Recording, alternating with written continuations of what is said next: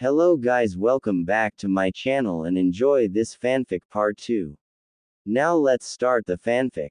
Naruto happily sighed as he finished off yet another cup of sake. On the same table with him was a heavily drunk Shizune and Tsunade who looked like she was still on her first cup. So Naruto, in a couple of hours you'll be 14.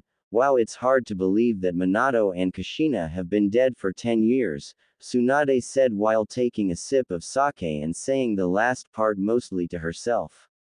Naruto frowned at the way Tsunade worded the sentence but chose to ignore it. Yeah, 14, well here's to another 14 more, Naruto said raising his cup and finishing the sake. Ha, that's more like it. You know Naruto, you should stay with us after your perverted sensei has finished his mission. You're not too bad. Tsunade laughed while Shizune let out a little hiccup and stared at Naruto lustfully. Why yesh, Naru-kun, we could do a lot more to each other. Shizune giggled and hiccuped while showing a giant blush across her cheeks. Oh, you were the reason Shizune was so happy the other day, huh? Tsunade asked Naruto. I have no idea what you're talking about, Naruto said, taking a hold of the bottle of sake and downing it. Sure you don't, Tsunade laughed.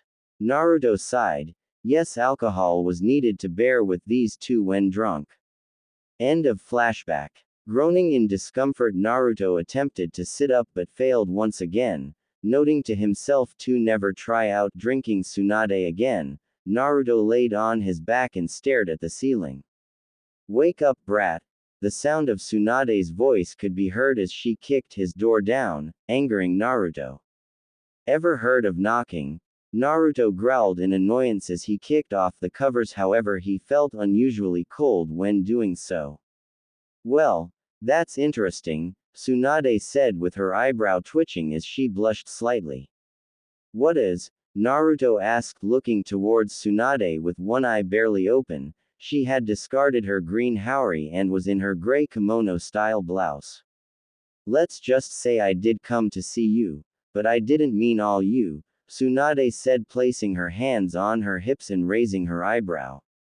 Huh, Naruto said, opening his eyes and noticed Tsunade not looking at his face but towards his. Ah! Naruto shouted, throwing the covers over himself before glaring at Tsunade. Why don't you take a picture? It lasts longer, Naruto said, blushing at the fact he was. Just how drunk was he last night? He wondered. He did take comfort in the fact that he didn't just bring some random women back, but to be honest, this situation was still a little uncomfortable. Please, it's not the first I've seen, but I have to admit Shizune was right, you're big for your age, Tsunade teased the blushing Naruto. Naruto scowled at Tsunade. She was the biggest tease known, waking him up in this situation, especially when he could see her barely being held in her clothing. He was getting hardened with Tsunade's staring. She would him if she saw the state he was in. Whatever. Why did you wake me up so early? Naruto asked, wrapping the cover around his waist and went into the bathroom. Early? It's midday, people are getting ready for the festival. You shouldn't be so angry on your birthday, Tsunade said in an annoyed tone. Midday? Naruto said, turning on the shower. Has Jiraiya-sensei been in contact yet? Naruto asked Tsunade from the other side of the door. No, Tsunade frowned. Actually, it's not like him to not be in contact for so long, Tsunade said while sitting down on Naruto's bed and looked outside of his window. Damn, Jiraiya-sensei. Where are you? I need to go to Kurigakure to find out what's going on, Naruto thought while frowning. So, what is this festival about? Naruto asked after he finished in the shower and wrapped a towel around his waist. On the other side of the door, Tsunade frowned slightly before standing up. It's a celebration of the village surviving an attack during the Second Ninja War. Pointless really, but it's free sake in most bars, so I'm not complaining, Tsunade said as Naruto walked out and looked for his clothes. Oh, I don't know if I could drink any more after last night, Naruto said as he finished getting dressed into a black t-shirt, a pair of dark blue bottoms and blue sandals. Oh, Man up, Tsunade said, grabbing Naruto and dragging him out of his room. Naruto's eyebrow twitched as he sat at the same table he had been sitting at for the last 3 days since he had come to this village while watching Tsunade and Shizune drink. So, is this how you usually spend your time? Naruto asked with a bored tone. Huh, what are you talking about? This is fun, you should be enjoying your youth like them, Tsunade said happily as she drank more sake and pointed towards all the people who were dancing and drinking happily. Naruto scanned the room. It was true, everyone was in high spirits. The children were enjoying the games involved in the festival while the adults drank, danced and laughed. Sighing to himself, Naruto placed his head on the table and slowly let his eyes close, wishing that today would be over already. Come on, Naruto. Let's get out of here and find something else to do. Naruto's head picked up as he heard Tsunade. What do you mean? I thought you liked the free alcohol, Naruto asked, raising an eyebrow. Alcohol? This isn't alcohol, this might as well be water to me, Tsunade stated proudly while Naruto just shook his head. Figures. Anyway, not that I'm complaining, where else is there to go? Naruto asked as he stood followed by Tsunade and Shizune. Who knows, anything beats sitting around here, Tsunade commented, forcing Naruto to raise an eyebrow. I thought she would be happy at the thought of just sitting around and getting drunk, Naruto thought confusedly as he followed Tsunade and Shizune out of the bar. Naruto looked in astonishment as he walked around the village. The villagers had really gone all out for this festival. There were games that the children were playing and winning prizes, the adults were in their best kimonos dancing and drinking. It's really something, isn't it? Tsunade said, getting Naruto's attention, that no matter how miserable our lives are, there will always be those who are the complete opposite and are always happy. Kind of makes you a little jealous, doesn't it? Tsunade finished, staring sadly at a couple dancing and laughing. However, Naruto never answered and just stared at the scenery around him. Boom! Naruto spun around and was quickly on guard. However, what he saw caused him to widen his eyes. Fireworks were exploding, causing a mixture of beautiful colors. Flashback. Ka-chan, a 4-year-old Naruto said as he ran towards his mother, dodging through the people of Konoha. Kushina Uzumaki turned on her heels at the sound of her baby boy and smiled, putting her hands on her stomach. Her small bump was clear enough to show everyone she was pregnant. Naru-chan, Kushina said, smiling as she spread her arms out. Immediately Naruto crashed into Kushina, being careful not to cause too much impact on his mother's pregnant belly. Kushina fondly ruffled Naruto's hair as her son hugged her, and seeing him in his dark blue kimono made her heart melt. Naru-chan, if you're here, where's your father? Kushina asked, looking around for Minato. He's here, Minato said, dropping from a rooftop in a kimono matching with Naruto. Tu-chan, Naruto happily said as he watched his father grin at him. Naruto, what's that over there? Minato said, pointing behind Naruto. Immediately the young blonde turned around in excitement to see what his father was pointing at. However, the moment he turned, he found himself screaming as his father had picked him up and put him on his shoulders. Ka-chan, Naruto whined, causing Kushina to laugh. Naru-chan, remember, your father is as much of a big kid as you are, Kushina said, walking beside Minato while still giggling at Naruto's pouting face. However, Naruto started to smile as he and his parents walked around Konoha celebrating the end of the Third Shinobi War. Boom! Naruto's eyes widened when he saw the beautiful lights the fireworks emitted and stared open-mouthed in awe at the shapes they made. They're beautiful, aren't they, Naru-chan? Kushina said, smiling towards Naruto as she saw his glazed-over expression. Yeah, Naruto said in awe as he continued to watch the explosion of colors. In a way, we're all like fireworks. All our lives we aspire to reach as high as we can and in the end go off in an explosion, Minato said sagely, missing Naruto's horrified expression. Explosion? Naruto stuttered in fear as he looked towards his mother. Minato, Kushina shouted, causing the blonde-haired Hokage to scratch his head sheepishly. Well, not literally explode unless, a warning glance from Kushina told him everything, but one day you will understand, Minato finished smiling. Naruto slowly nodded and looked back up to the fireworks in amazement. End of flashback. Naruto, the voice of Tsunade snapped him back into reality. Blinking a few times, Naruto studied his surroundings before sighing. I think I'm going to call it an early night, Naruto said in a dead voice. Huh. Tsunade raised her eyebrows before watching Naruto walk away. Where's Naruto-kun going, Tsunade-sama? Shizune asked as she joined her master and watched Naruto walk away, his steps dead and lifeless. He'll be alright, just give him some time, he's not used to being around such lively events. They probably brought back memories, Tsunade said sadly, pulling Shizune with her as they tried to enjoy the rest of the festival. For what seemed the 100th time, Naruto dropped onto the bed in his room and sighed. Memories of his parents were constantly popping up, no matter how hard he tried to suppress them, from moments his father had won him his first prize, to eating with his parents happily as a family. Naruto ran a hand through his hair and grunted as he tried to ignore the noises coming from outside, hoping that if he couldn't hear anything he wouldn't remember anything.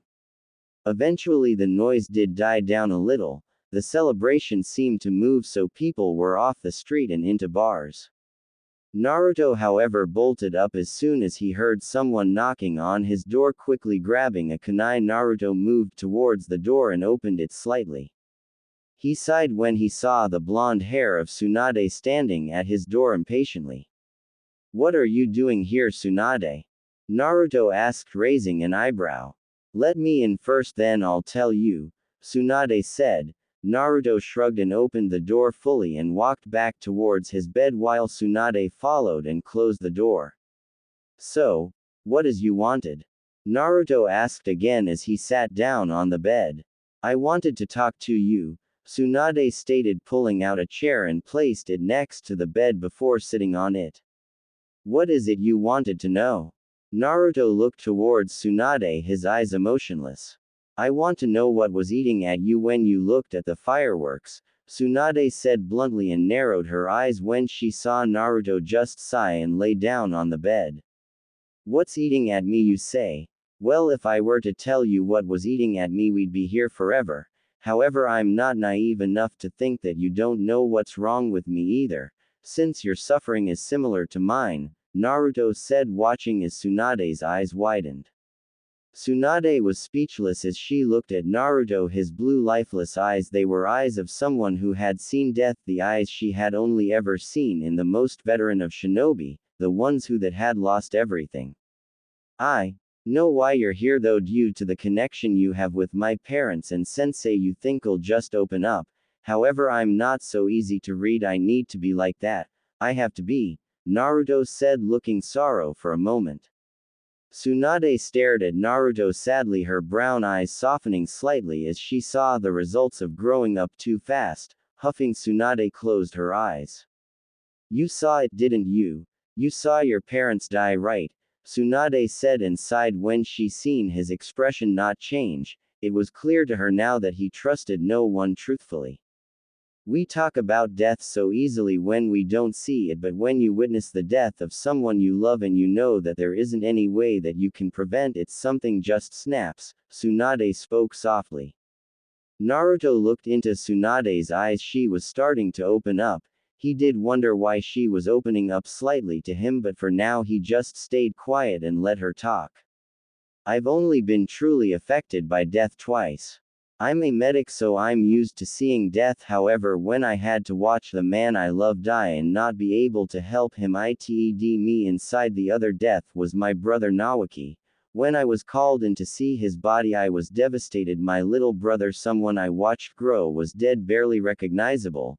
Tsunade continued and rubbed her hand against her cheek and gasped slightly when she saw it was tears she had wiped away. When was the last time she had cried, she wondered.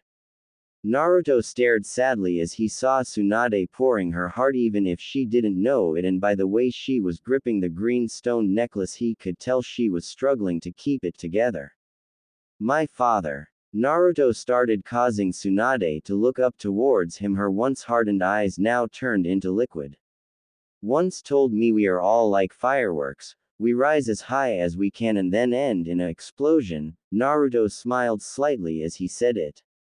At the time I never knew what he meant, however I think I do now. He meant we rise as high as we can searching for our dreams and try to make them possible, and once we get as far as we can, we die. But when I think about my father's death I don't understand it. Was that as high as he could reach? Naruto shook his head trying to stray away slightly. Anyway, I usually try to stay away from festivals and large party events because then I can forget all the times I spent with my mother and father, but the more I try to forget the more I remember. But there's one image that won't go away. I see it every time I close my eyes. I see them dying. Why won't it go away? Naruto said now with his hand grasping his head as if he was trying to force the memory out. Tsunade looked down a little as she watched Naruto break down. Even if it was a little, she could see how badly his parents' death had affected him. She could also understand on a level she too sometimes saw the faces of Dan and Naoki every time she closed her eyes. I don't know how to stop them. Believe me, I've tried. The only time I stop seeing them is when I'm too drunk to remember, Tsunade muttered. Naruto raised an eyebrow slightly when he heard Tsunade. I'm also sick and tired of people telling me to move on, get past your depression, come back to the village, especially Jiraiya and Sensei, she continued sourly. They say those things because they think it will help, though usually it hurts more since we are unable to get past it. Usually I would try help you, but since I'm in no position to offer advice, so anything I suggested would be useless to both you and I. Though I do believe eventually we do find that one person we believe in that will help us find our path, Naruto said sitting up and looking at Tsunade. Why you do? Tsunade stuttered looking at Naruto. Yeah, I do. One day you will find someone to believe in again, Naruto said moving some off Tsunade's hair behind her ear and placing his hand on her cheek, to which she closed her eyes and leaned into his hand. I'm just so lonely, no one understands, Tsunade said quietly with tears running down her eyes while enjoying the feeling of Naruto's hand on her face. I know, I am too, Naruto said, pulling Tsunade into a hug, to which surprisingly she never pushed him back and was even more surprised when he felt her wrap her arms around his waist. Naruto stayed there for 15 minutes listening to Tsunade cry out all her frustrations. I bet this wasn't the way you were expecting to spend your birthday, huh? Tsunade said into Naruto's chest, sniffling slightly. Well, it's not the worst birthday I've had, Naruto said, lifting Tsunade's head up by taking her chin in his hand. I mean, Shizune and you have made me laugh and even gone out of your way to make me happy, and for that thank you. Naruto finished placing a kiss on Tsunade's forehead. However, when he pulled back he noticed Tsunade staring at him intently, and slowly both their heads leaned into each other and landed their lips on one another. After she was certain he had finished coming, Tsunade frowned slightly when she noticed his hadn't softened up. Ing the excess cum off the head, she let his manhood out of her mouth and gave it slow strokes. You're still hard? Tsunade asked, continuing the slow hand job. Yeah, I can't help it seeing you my balls like that. I don't think it's ever going to go down, Naruto muttered, relishing in the feeling of Tsunade's hand job. Is that so? You know, for the first time I think I'm grateful your mother isn't alive, because if she saw what I just did to you, let's just say I'd be dead. Tsunade grinning and getting off the bed and then pulled Naruto's bottom half of his body towards the edge of the bed the same way Shizune had. Naruto edged his head to the side as he watched Tsunade stand up and slowly release the obi holding her kimono-style blouse up and let it drop to the floor, leaving her in only her blue bottoms. Naruto drooled slightly at the sight of Tsunade's perfectly sized ES and felt like coming the moment he saw them bounce. You like? Tsunade asked, kneeling between Naruto's legs and let him place his hands on her S. Yeah, they're amazing, you're so beautiful, Tsunade, Naruto said, pinching her nipples, causing her to moan. While thank you for that, you're going to get a special treat, she said, placing her S around Naruto's and crushed them together. Slowly Tsunade began to move her S up and down Naruto's shaft and stuck her tongue out whenever she saw his purple helmet appear from her tits and lick it. Naruto moaned as he felt Tsunade give him a titty. This was definitively a first for him, and it wasn't long before Tsunade picked up the speed, destroying all of Naruto's will not to come. I'm coming, Naruto cried out, releasing his seat again. Do it come all over my face and tits, Tsunade called out lustfully as she felt his warm cum land on her face, in her hair and all over her tits. Geez, you're going to end upping me by the end of tonight, Naruto panted out as he looked towards Tsunade and seen her licking his essence off her face. What a way to go though, right? Tsunade smiled. However, before she could say anything else, she gasped when she felt herself thrown onto the bed with a Naruto above her, looking completely horny. You think you can get away with doing that to me? Think again, Naruto said, going straight for her neck and placed kisses all around it before moving up. Naruto slowly nibbled on her earlobe, making her moan in pleasure. Now reaching his hands out, Naruto also began to squeeze and massage Tsunade's enormous S. Feeling him massage her S, Tsunade moaned as he pinched and twisted her nipples. Ah, Naruto, she moaned again, feeling him kissing his way down her body. She was certain he would leave a hickey on his neck. Of course she would him later, but for now she couldn't care less about how many hickeys he left. You like? Naruto asked, kissing down the middle of her cleavage while squeezing her large and perfectly soft S. Oh, yeah, don't stop, Tsunade moaned as Naruto smirked. Tsunade Senju, the last of the famous Senju clan and one of the 3 legendary Sannin, was moaning under him like a common whore despite the way she treated perverts. Here she was asking him to continue to feel her up. Perhaps it was just publicly showing of perverts she hated, as so far she had shown him that when together she was the most perverted woman he had ever met, especially with what she was able to do with her body. Giving her left a squeeze, Naruto covered her right with his mouth and slowly circled her nipple with his tongue, making her whimper slightly and pull on his spiky blonde hair. Naruto smiled as he heard Tsunade whimper. It seemed her S were the most sensitive parts on her body. Smiling to himself at the information, Naruto bit down on her nipple. Tsunade's eyes widened when she felt Naruto's teeth clamp down on her nipple and moaned in pain, but she also found it surprising how pleasurable it was as well. Naruto, please stop teasing me, Tsunade whimpered as she tugged on Naruto's hair. Smiling, Naruto lifted his head from Tsunade's bosom and gave her nipples on quick before kissing her toned stomach and moved down until her reached the beginning of Tsunade's pants. Are you wet? Naruto asked rhetorically as he traced a finger up her clothes and smiled when he felt her juices leaking out. I want to see how wet you are, Naruto stated as he began to peel away Tsunade's pants. His eyes widened, however, once he had discarded her blue pants. Wow, you're really wet, Naruto observed as he looked at Tsunade only in a pair of black panties that did nothing to cover he, but what turned Naruto on the most was they were soaked. Grinning, Naruto bent and gave her covered slit a long and slow lick, forcing her to arch her back in pleasure. Stop teasing me, Naruto, Tsunade growled while furiously tugging on Naruto's hair. Naruto grabbed the edge of Tsunade's black panties before sending a look to Tsunade, telling her to lift her. Smiling when he saw Tsunade lift he up, Naruto proceeded to pull down her panties and once he had them off, threw them away. You're drenched, Naruto said as he stared at Tsunade's, slowly inserting a finger past her lips and began to slowly pump his finger into her. Shut up. Oh God, it's your fault, Tsunade moaned in pleasure as she felt a man touch her for the first time in over 20 years. Oh, so you admit I drive you crazy? Naruto grinned as he added another finger and picked up the speed. Ah, ah, Tsunade moaned again with a heavy blush forming across her cheeks when she found herself unable to have anything to come back with.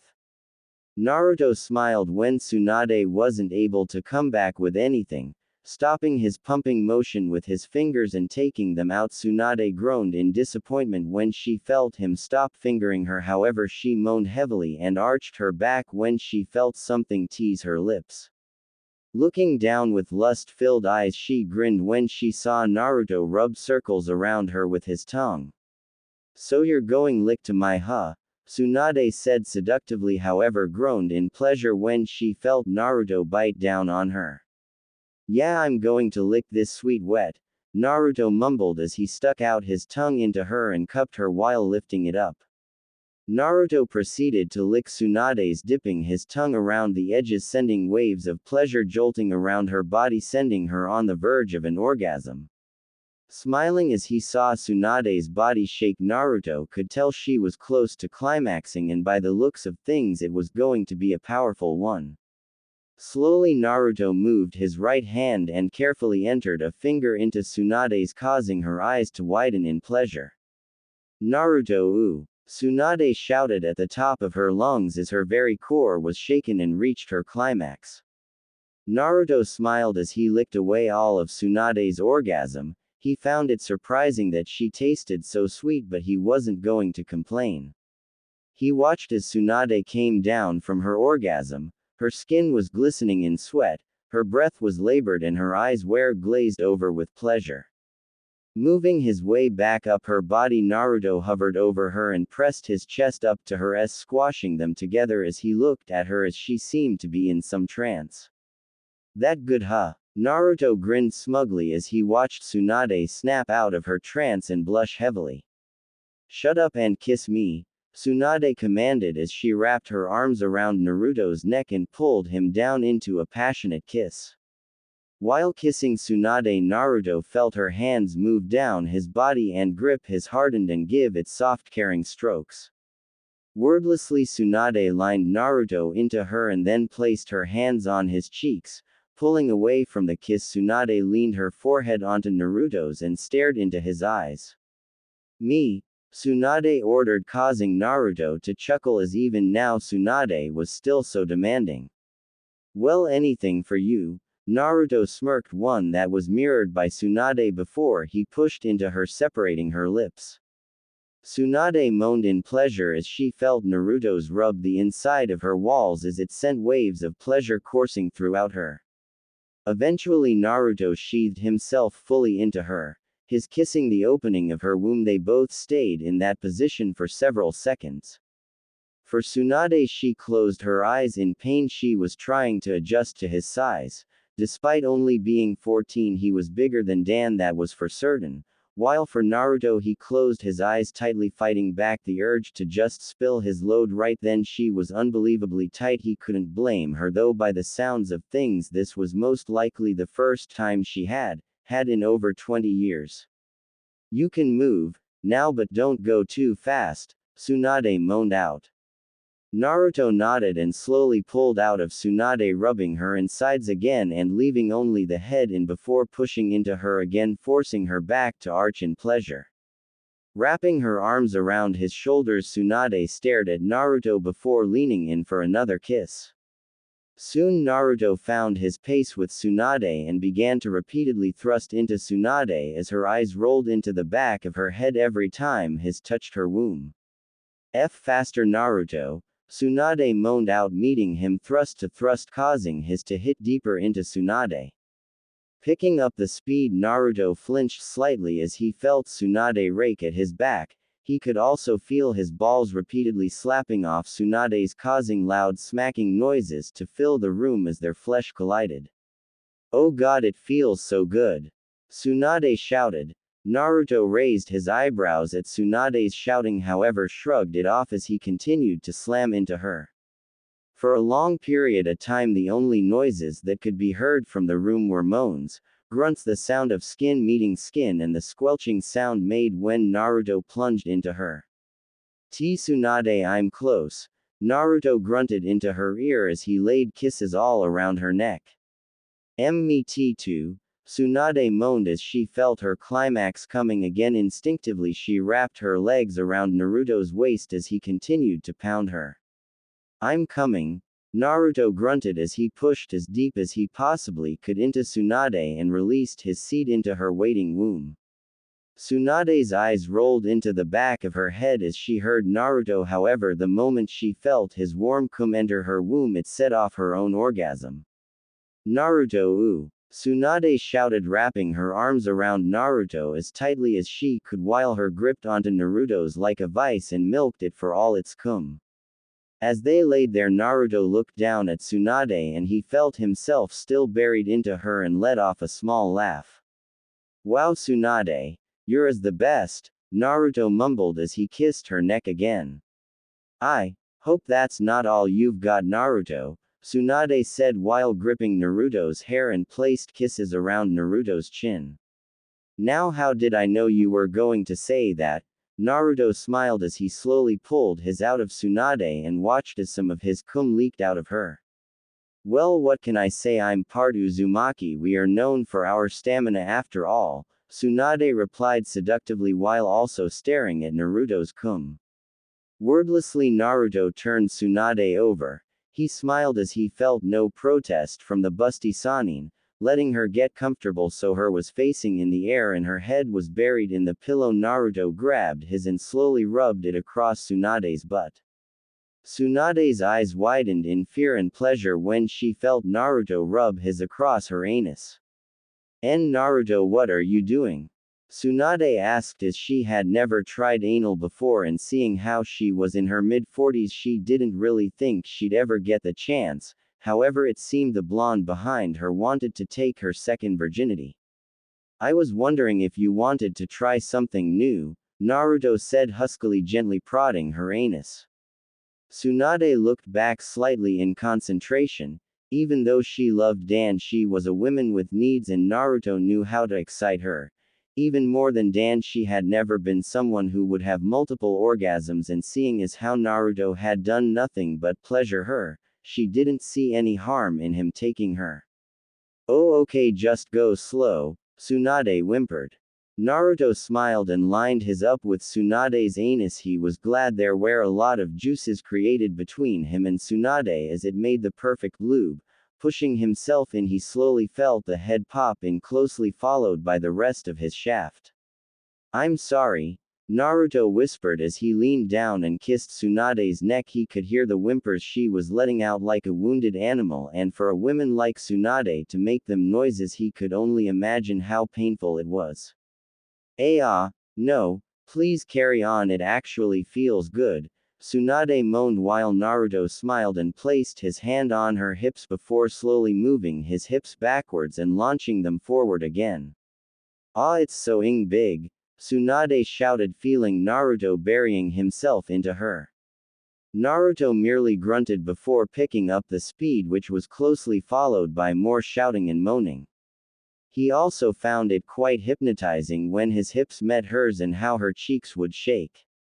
Also, being new to anal, Naruto found himself coming to his climax quicker than normal, so leaning down and groping Tsunade's Naruto nibbled on Tsunade's ear. I'm going to fill you up again, Naruto stated, causing her eyes to widen. Yes, come in my I'm close too, Tsunade said while turning her head and captured Naruto into another passionate kiss. Tsunade, Naruto shouted, burying himself as deep as he could and released his seed again, filling Tsunade's to the brim. Naruto, Tsunade shouted, feeling Naruto's cum enter her again, set her off into another orgasm and screamed happily as she felt him empty his balls into her. Once he had finished coming, Naruto pulled himself out and flopped down onto his back, panting heavily. Tsunade smiled and also laid next to him while throwing her arms and legs over him. Wow, that felt amazing, Tsunade said before kissing Naruto slowly again while his cum leaked out of her. And I hope you're not done yet, Naruto. We have a long way to go before these are fully empty, Tsunade whispered while giving Naruto's balls a squeeze. I'm ready when you are. Naruto grinned, one that was mirrored by Tsunade as she climbed on top of him and proceeded to give him the best night of his life so far. An hour later, both Naruto and Tsunade walked out of the bathroom with giant grins on their faces. They quickly got dressed as Tsunade didn't want her apprentice to come looking for her in Naruto's room. As Tsunade was tying the obi back around her kimono-style blouse, she noticed Naruto staring at her intently. What? She asked, smiling seductively while turning around and now fully dressed. Nothing, I was just wondering something, Naruto said, blushing slightly as Tsunade continued to stare at him. Well, what are you wondering about? I didn't think you would become so shy now, especially after everything we've done. Tsunade grinned, walking over to Naruto and pushed him down onto the bed and immediately straddled him. It was slightly awkward due to him only having his pants on and his chest was bare for Tsunade to see. I was just wondering if it was alright for me to come inside so much. I mean, isn't there a chance you'll get pregnant? Naruto stuttered while placing his hands on Tsunade's waist. Now you're wondering? After how much we did it last night, Tsunade started while smiling, and in the morning, Tsunade finished, giving him a questioning look. Well, I don't usually come inside. You and Shizune are the only women I've ever done it to, Naruto said honestly with a panicked face as Tsunade never answered his question regarding there being a chance she could be pregnant. Don't worry, all kunoichi in their last year of the academy are taught an anti-pregnancy jutsu, Tsunade stated, while Naruto raised an eyebrow in confusion due to the fact he had never went to the academy in Konoha and was never informed by Jiraiya.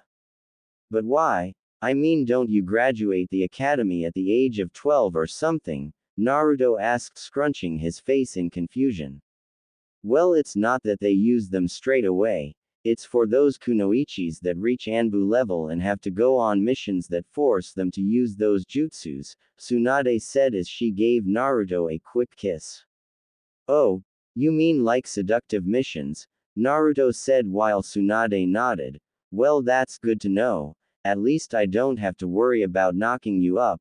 Naruto grinned and leaned up to kiss Tsunade, to which she gladly accepted. Yeah, so don't worry about it next time, Tsunade stated while kissing his chest. Next time? Naruto questioned as he felt Tsunade's full lips on his chest kissing his toned abs. Don't take this wrongly, Naruto. This isn't love. We are two people that are attracted to one another physically, and the way I see it, you're lonely. I'm lonely. We might as well keep each other company with our bodies, right? Tsunade said while placing her head on Naruto's chest and sighed. Like friends with benefits? Naruto asked as he ran his hand through Tsunade's hair. Yeah. Once every couple of months we could take time off for one night and just let loose and the next day part ways, Tsunade smirked as she saw Naruto grin slightly. What? Tsunade Senju asking me to become her buddy? Well, what straight man would say no to an offer like that? Naruto grinned as he felt Tsunade sit up, however he frowned in confusion once he saw Tsunade's worried face. What about Shizune? You're not planning on sleeping with her again, are you?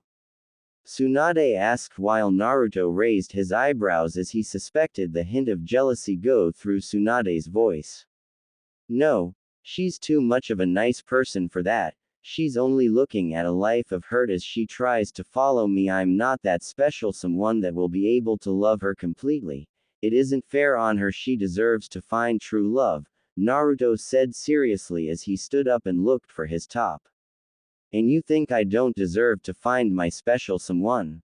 Tsunade asked with raised eyebrows. Are you looking? Naruto questioned her, frowning as he knew the answer. Touché. I think you're right. Shizune has spent a long time with me traveling. I want her to settle down, maybe even have a few kids, but she seems intent on following me, Tsunade said as she walked over towards Naruto's door while Naruto followed, as he had his top with him.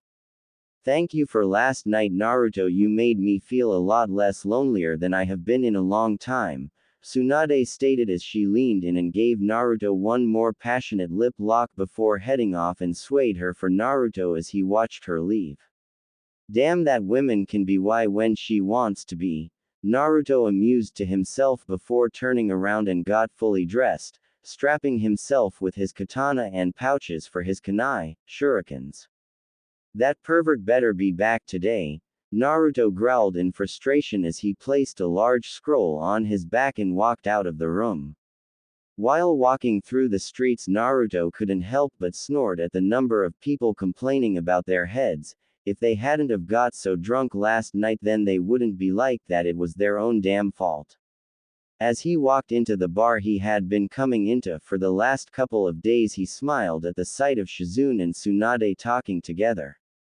Naruto-kun, Shizune gasped, standing up and waved towards him, motioning him to sit next to them, to which Naruto happily complied. Hey Shizune, did you have a good night last night? Naruto asked as he sat next to Tsunade, who was surprisingly drinking herbal tea. Ah, yes, I managed to make it back to the room all right, but what about you, Naruto-kun? You seemed so sad, Shizune said, giving him a knowing look since she had talked to him before they had about his troubles slightly. I told you, Shizune, it's nothing. Festivals aren't for everyone. Besides, look at him now, he looks a lot more happier. Obviously something made him feel better, Tsunade said while sipping her tea while her hand moved onto Naruto's thigh. Naruto's eyes widened as he felt Tsunade move her hand closer and closer to his crotch. He let out a small gasp when he felt Tsunade give him a squeeze, causing him to harden slightly. I had a good sleep last night, that's all, Naruto stuttered out, biting back a moan as Tsunade gently caressed him through his pants. Well, if it isn't my excellent apprentice and the beautiful Shizune-chan and Tsunade Haim, a voice screamed, making Tsunade stop touching Naruto and look to the door of the bar. Jiraiya stood there happily with his hands on his hips, his usual smile on his face. However, on his face there was a small cut on his cheek. Sensei, you're back. Where the hell have you been? Naruto stood up and pointed towards his teacher. Ah, my apprentice, it seems like you took my advice and lost the hood. I told you no one would recognize you around here, and for where I've been, let's just say I've been doing a lot of research. You mean to tell me you were peeking on women while I had to watch over Naruto? Tsunade growled at him and stood up. Naruto raised his eyebrows slightly and forced back a snort. She made it seem like a complaint, however she wasn't complaining when she was bouncing on him like a pogo stick or licking his like a lollipop. Well, I am grateful, and if it means anything, I was just getting Naruto so we can get out of your hair, Jiraiya pouted while Naruto sighed at his sensei's behavior. Already? Well, I guess this is goodbye for now, Naruto. Remember, I want to see you every couple of months for those checkups, Tsunade said, giving him a wink when Jiraiya wasn't looking. Yeah, I'll be sure to come, Naruto said with a smile and walked out of the bar. Hey Naruto, wait, Jiraiya said, trying to catch up to Naruto. Tsunade smiled at the scene before turning to sit back down with Shizune. Tsunade-sama, how do you expect to meet up with Naruto-kun when you didn't tell him where you would be? Shizune asked in confusion. Don't worry, I'm sure our paths will cross again, Tsunade stated, taking another sip of her tea before scratching her left cheek. Bastard, leaving a Harishin marker on my, how cruel. This thing itches like, I'm going to get that bastard back if it's the last thing I do, Tsunade thought angrily at the thought of the blonde. Meanwhile, as Jiraiya was walking next to him, Naruto couldn't help but scowl. The man had brushed his questions off like he was a child. However, he gave him the benefit of the doubt because Tsunade was there and he wouldn't want to upset the Sannin, but now he was still quiet. So, Sensei, where were you all this time? Naruto asked as both he and Jiraiya looked at the gates of the small village. I went to the place Orochimaru was apparently spotted, but it was a dead end, though he did lay a few surprise traps for me, Jiraiya laughed as he pointed towards his cheek. Naruto immediately frowned. There was no way that it took that long to enter a base and get out, and as they passed the gate Naruto waited a couple more minutes before conversing with Jiraiya again. Was that all? You were away far longer than I expected, Naruto said while looking at his sensei through the corner of his eyes. No, Jiraiya sighed as all humor was gone in his voice. Naruto was sure he could pick up the sound of sadness and regret in his voice. Naruto narrowed his eyes slightly as the only time he had ever heard his sensei like this was when he talked about either Minato or Minato. I went to Konoha to see Minato, Jiraiya said in sadness. Oh, how is he? Naruto asked, his voice also turning into a tone of sadness. He's safe, Jiraiya muttered while Naruto narrowed his eyes again at Jiraiya as he heard the pause. You didn't answer my question, Sensei, Naruto said through gritted teeth, while Jiraiya sighed. He's safe like I said, but he's lonely, Jiraiya said sorrowfully, while Naruto stayed quiet pondering his thoughts. Anyway Sensei, I've been thinking I'm going to head into Kurigakure. There's something I need to find out, Naruto said, causing Jiraiya to frown. Are you sure? Before we parted you told me you wanted to stay out of Kurigakure due to the civil war. What's changed? Jiraiya asked with raised eyebrows. Personal reasons, Naruto said simply as he stopped walking. Jiraiya sighed as he also stopped walking. Of course he should have known that Naruto wouldn't tell him. Ever since he met him he'd always kept the heavy burdens on himself. Okay. There's no stopping you anyway. Just promise me you'll be careful, Jiraiya said seriously while looking at Naruto. It was amazing the growth that he had seen in him. In height he was a couple of inches shorter than him without his giant elevated sandals on. Yeah, I promise I'll see you around Sensei, Naruto said waving as he took off towards Kurigakure. I'm sorry Kushina, Minato, your sons are going through so much and I can't help either of them, Jiraiya whispered as he stared at Naruto's retreating form. Naruto raced through the trees. He figured he's try catch the boat that went to Kurigakure at the edge of Kumogakure. He knew it'd be at least one more day before he reached Kurigakure. After a couple of hours of non-stop running Naruto emerged out of the forest and jumped towards the docks. He saw. Seeing a man that was next to a large ship, Naruto walked over to him. Hello, I was wondering if you would be able to take me to Kurigakure. You would be paid for it as well obviously, Naruto stated to the man in an emotionless tone.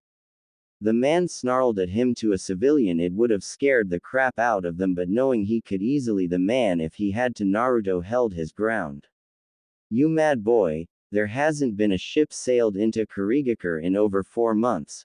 Every ship that's gone in the last couple of years have never came back.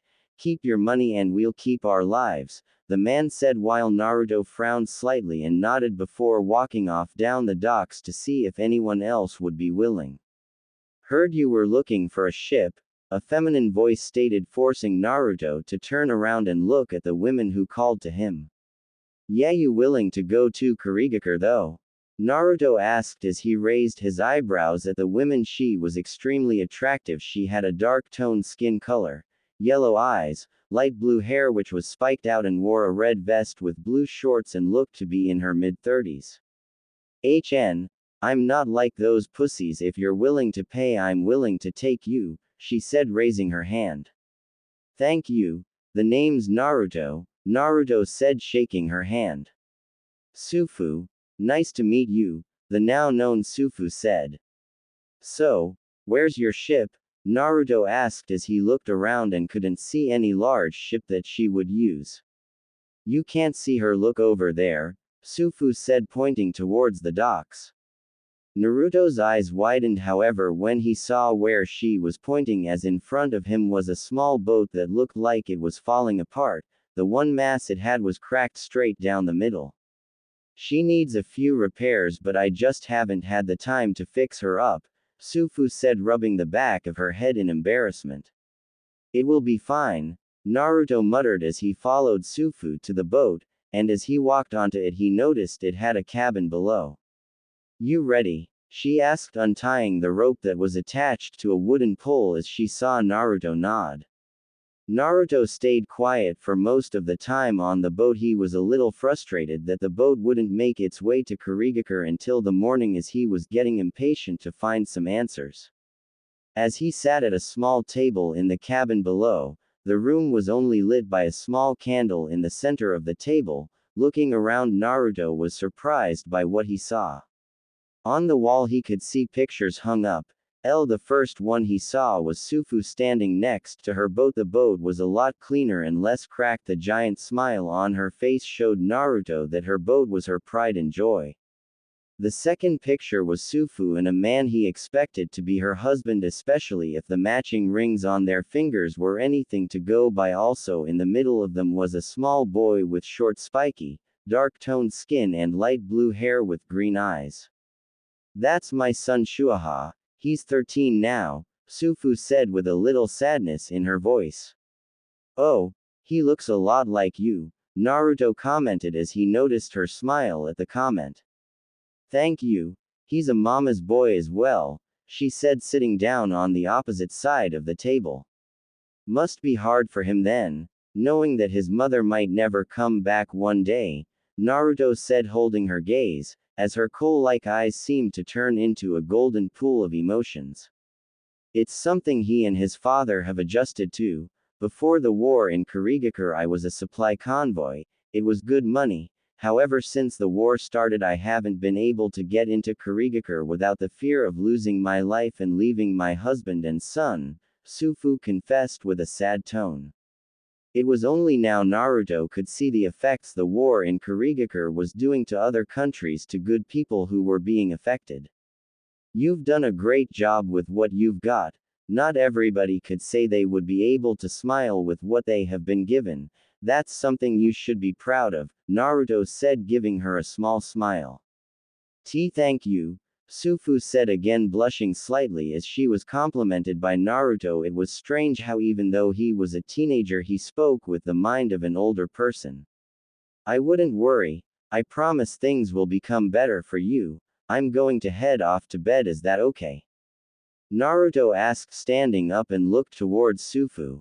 Yes, no problem. Thank you again, Naruto-kun. Sufu blushed as she realized she had referred to him with a suffix. Naruto smiled and nodded before walking to a door a few meters away and opened it. He was surprised to find a small single bed but shrugged it off and started to undress. As he got all his clothes off except his boxer shorts, he heard the sound of someone opening his door. He sighed in relief when he saw the familiar blue hair of Sufu. Oh, Sufu, can I help you? Naruto asked as he watched her walk into the room and shift around nervously. Ah, no, Naruto-kun, I came to see if you were settling in all right, she said, blushing as she saw Naruto's chest. It's fine, you have offered me so much already, Naruto said while he watched Sufu get closer. The candle-lit room made her skin look bronze in color. You know, Naruto-kun, you've helped me a lot today. You've given me the confidence to keep fighting. I've been thinking that you're right. As long as I am able to smile for my family, I believe I will be able to carry on, Sufu said while smiling and placing her hand on Naruto's bare shoulders and letting her long fingernails roam down his chest and roam over his stomach. The next day Naruto woke up feeling a lot better.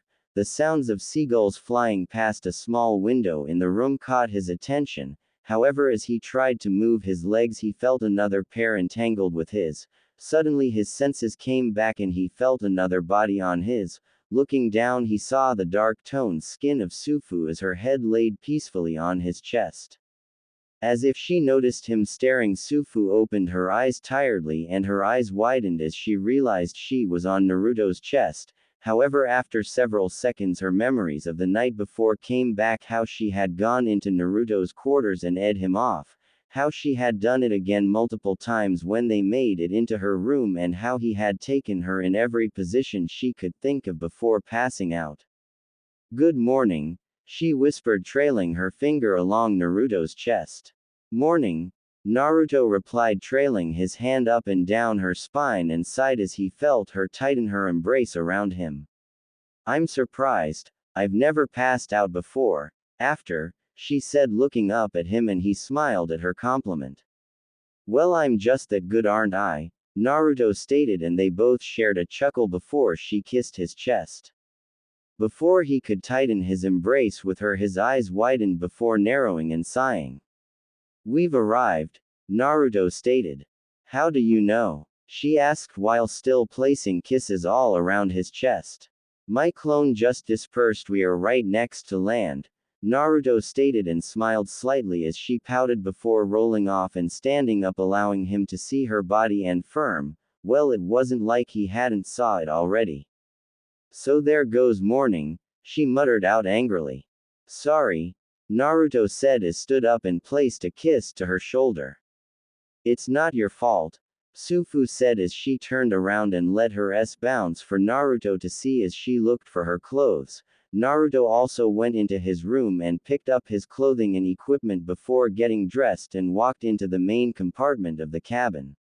So, one wild night, huh? Sufu said as she sat down fully dressed. However, Naruto could still see a hickey he had left on the right side of her neck.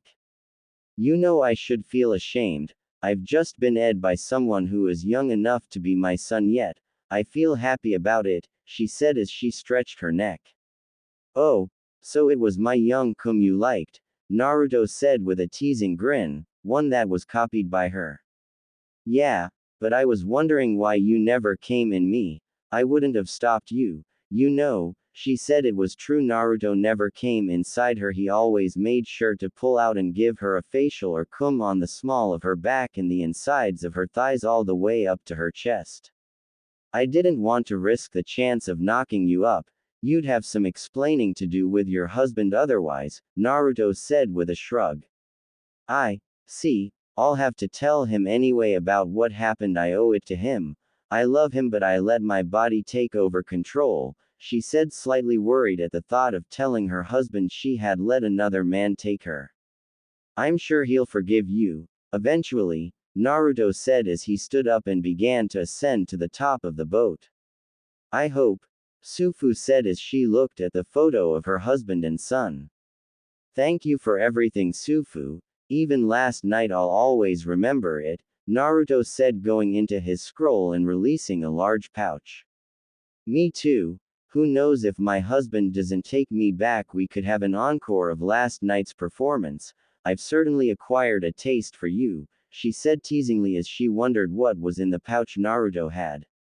Here, take this as a thank you, Naruto said, taking a hold of Sufu's hands and dropped the pouch into her hands.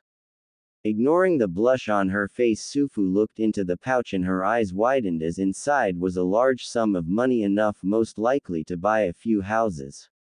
Why, you didn't have to, Naruto-kun, she said, trembling at Naruto's kindness.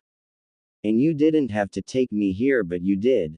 Thank you, Naruto said once more and placed a kiss to her forehead. Well, until we meet again, Naruto motioned as he walked off the boat. Yeah, come back again sometime. I'd be happy to make you dinner at the house, she said, waving as she slowly set off. As he watched her go, Naruto's eyes narrowed before turning around and looked into the sky and the thick heavy mist. The bloody mist, huh? He said before pulling up his hood and walking into the forest. Naruto scanned his eyes around the area in front of him. The forest was almost completely dead. The leaves on the trees had completely fallen off, leaving the trees bare. The mist surrounding them was thick and made it almost impossible to see. There was very little wildlife. The only animals he had seen were birds and wolves, but now as he stood in a giant crater where the trees had been blown away, Naruto sighed at the thought of where he was. The bloody mist, the only place that had a genin exam involving fighting your classmates, friends in a battle to the death. He had no doubt that the rumors were true. Just by standing here in the forests outside of Kurigakure no Sato, he could feel the death in the air, the constant feeling of being watched. The sound of an explosion caused Naruto to turn his head towards the source. Deciding that he didn't have enough information in what was happening, Naruto carefully rushed towards the explosion in hopes to gain some answers. When he got to where the sound of the explosion, Naruto's eyes narrowed as in front of him was another crater. However, in the middle of it was a burnt body. The smell forced Naruto to pull up the face mask that was attached to his cloak so he didn't have to smell the burning flesh. The body was completely burnt. He could tell by the shape of the body it was a woman. However, all of the hair had been burnt off. Bones could be seen from where the skin had melted and her body was burnt black. His eyes watched carefully as the birds he had seen earlier landed on the body and began to scavenge whatever skin they could. Naruto's eyes flickered to the left where he saw a pack of 3 wolves approach the body and scared the birds off. Having seen enough, Naruto noticed multiple footprints leading away from the scene. He quickly jumped towards the way they were leading. He quickly caught sight of another explosion. This time he was able to see it through the trees. Landing on a branch not too far away, he caught the sight of a man and a woman in cloaks holding onto each other, as next to them was a crater exactly like the ones he had seen before with another burnt body. Above them in a tree were 3 people, each of them wearing masks. He had seen only Hunter Nin use. "Why are you doing this to us?" The woman cried out, the panic in her voice clearly shown. "You are monsters, you should know why we are doing this," one of the Hunter Nin said, unsheathing his sword. "We understand what you think, but to hunt us down like sport, it's inhuman," the man said angrily as he tried to hide the woman behind him. "Inhuman? You call us inhuman, you bloodline freaks," the same Hunter Nin said in anger and dashed towards the pair and went to slice off the man's head. However, a wooden pillar emerged from the earth and intercepted the blade. What the hell?" the Hunter Nin shouted as he tried to pull his blade out of the wooden pillar. Running through the trees, Naruto went through hand seals and looked over at the other 2 Hunter Nins. "Futon. Kazakiri no Jutsu," Naruto whispered. The Hunter Nins turned around when they heard something coming towards them.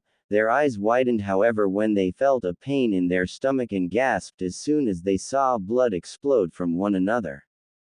Naruto rushed past their bodies as they fell to the floor dead. He unsheathed his katana and chopped off the arm of the last Hunter Nin, forcing him to drop his sword. The Hunter Nin screamed out in pain as blood spurted out of his arm. What the hell who are you?" the Hunter Nin shouted, jumping back trying to stop the blood flowing out of his arm and failing miserably as a pool of blood soon formed under him. Naruto studied the Hunter Nin carefully. He could tell that the man would soon pass out from the amount of blood loss. "Shit.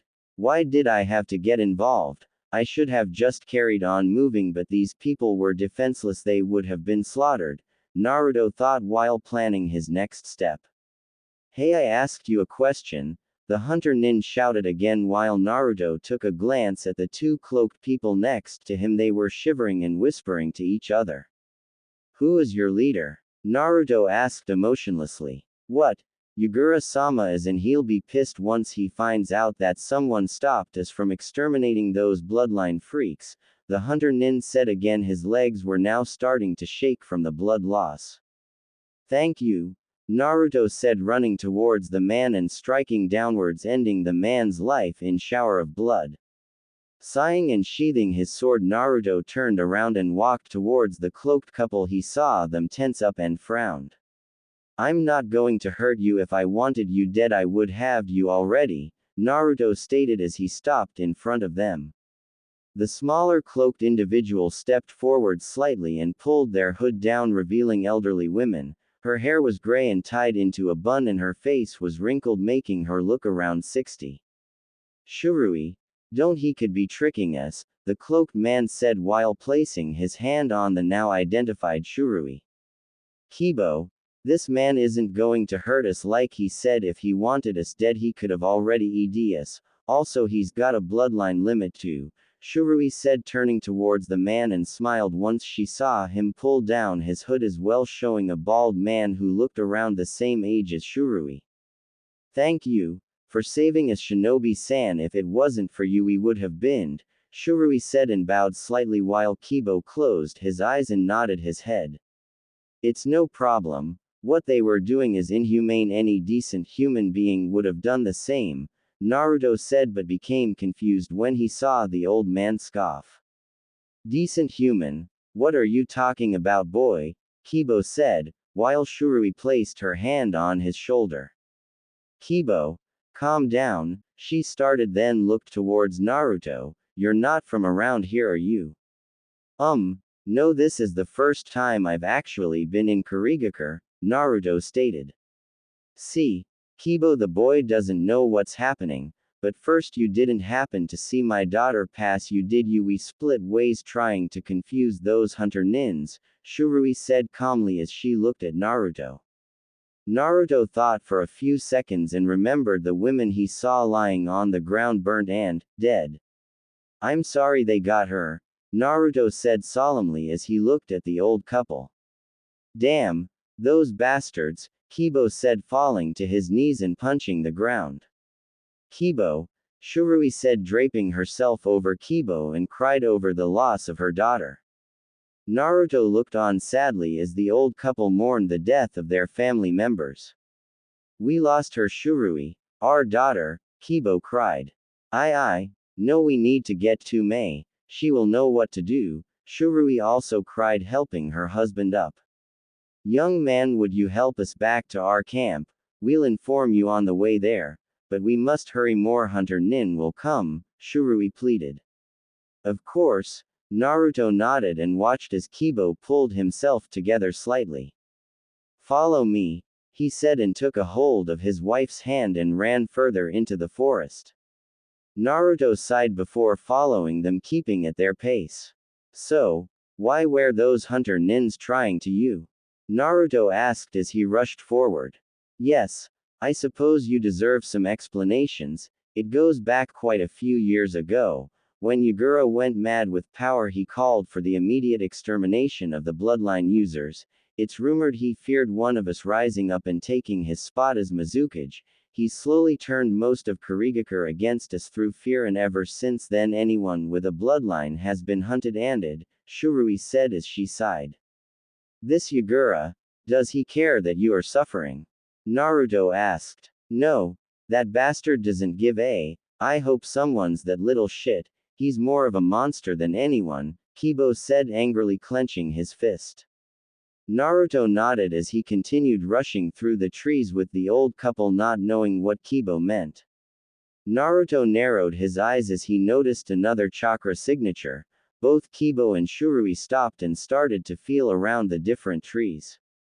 Ah, here it is, Shurui said as she pushed a button on the tree. A few seconds later, Naruto heard the sound of rustling. Who's there? A voice said while Naruto frowned as he understood what was happening. A genjutsu, it's clever but it's also risky, Naruto thought as he watched Kibo and Shurui remove their hoods. Ah, Shurui-sama, Kibo-sama, my apologies, a man said, appearing out of thin air. He had brown spiky hair, black top and bottoms with a gray chest plate. Kai, he said, releasing the genjutsu. Naruto's eye widened as he saw a village out of nowhere appear. There was small wooden cabins all the way up to large wooden cabins all lined up. He followed both Kibo and Shurui into the village. Stop. Who are you? The same man asked as he grabbed Naruto's shoulder, stopping him from walking, and quickly Naruto put his hand on the hilt of his katana. Stop, Hogosha-chan, he's with us, he's here to help, Shurui said. Naruto contemplated telling her that it wasn't his goal to stop a war and help them, but seeing as it caused the man to back off, he said nothing.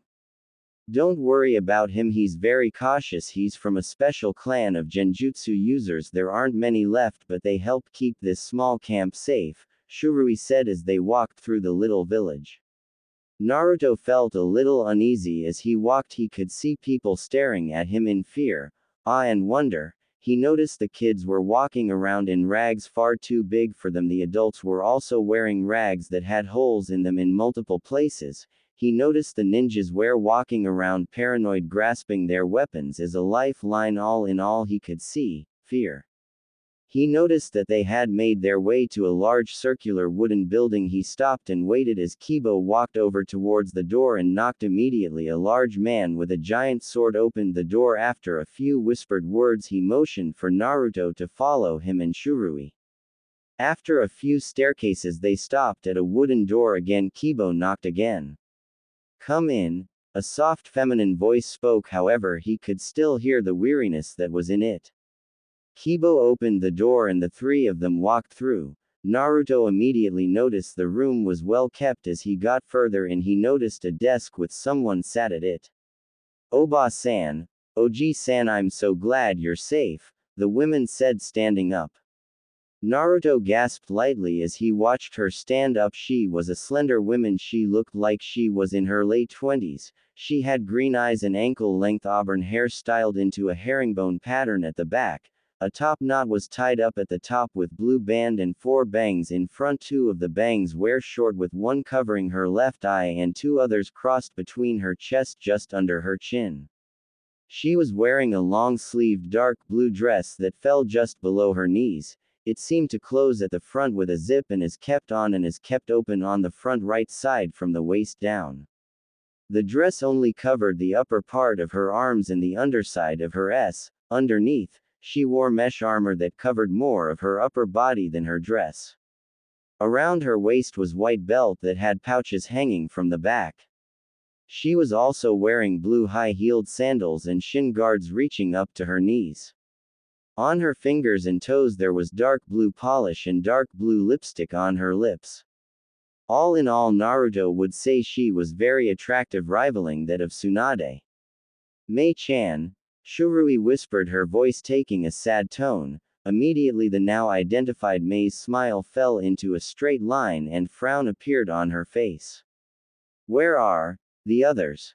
Mei asked, and as if on cue Shurui rushed forward and sobbed onto Mei, telling her everything from how they were chased to the death of her daughter and meeting Naruto. Naruto watched carefully as Mei consoled Shurui, making sure to keep her emotions in check while soothing her carefully, making sure she was comfortable. The action itself made Naruto sad as he remembered his own parents' death and that no one was around to help him like this. He watched Kibo out of the corner of his eyes. The man stood there like a stone, his eyes hardening. After 30 minutes, Shurui's cries turned into light breathing, signaling she had fallen to sleep.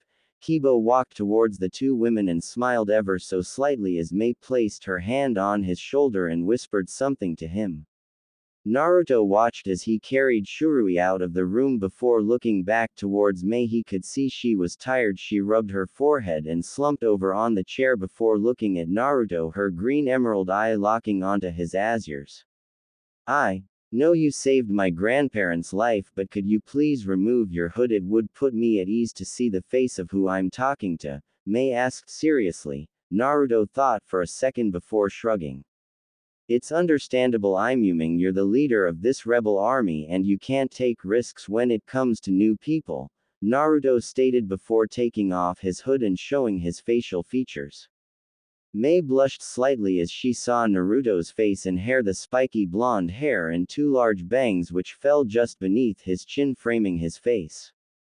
The blue azure eyes of his made her feel like she was looking into the sea. If she was being honest, she would have to say Naruto was the best-looking man she had ever seen. She could also tell he was quite young despite being as tall as her. "I would also like your name," Mei said, gathering her senses and fought back the blush. "Naruto," he said with a straight face as he watched Mei. "Well, Naruto, I'd like to thank you for saving my grandparents. You'll have to forgive their behavior. Usually they are cheerful, however, as you know, they have just lost their daughter and my auntie," Mei said, giving Naruto a small smile.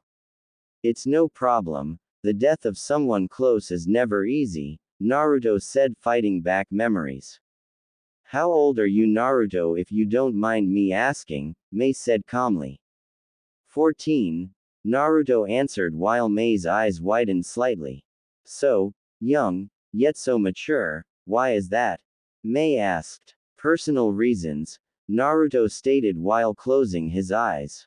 "Fair enough. Maybe one day I'll earn your trust for you to tell me," however my grandmother also said that this was your first time in Kurigakure. For what reasons have you come for?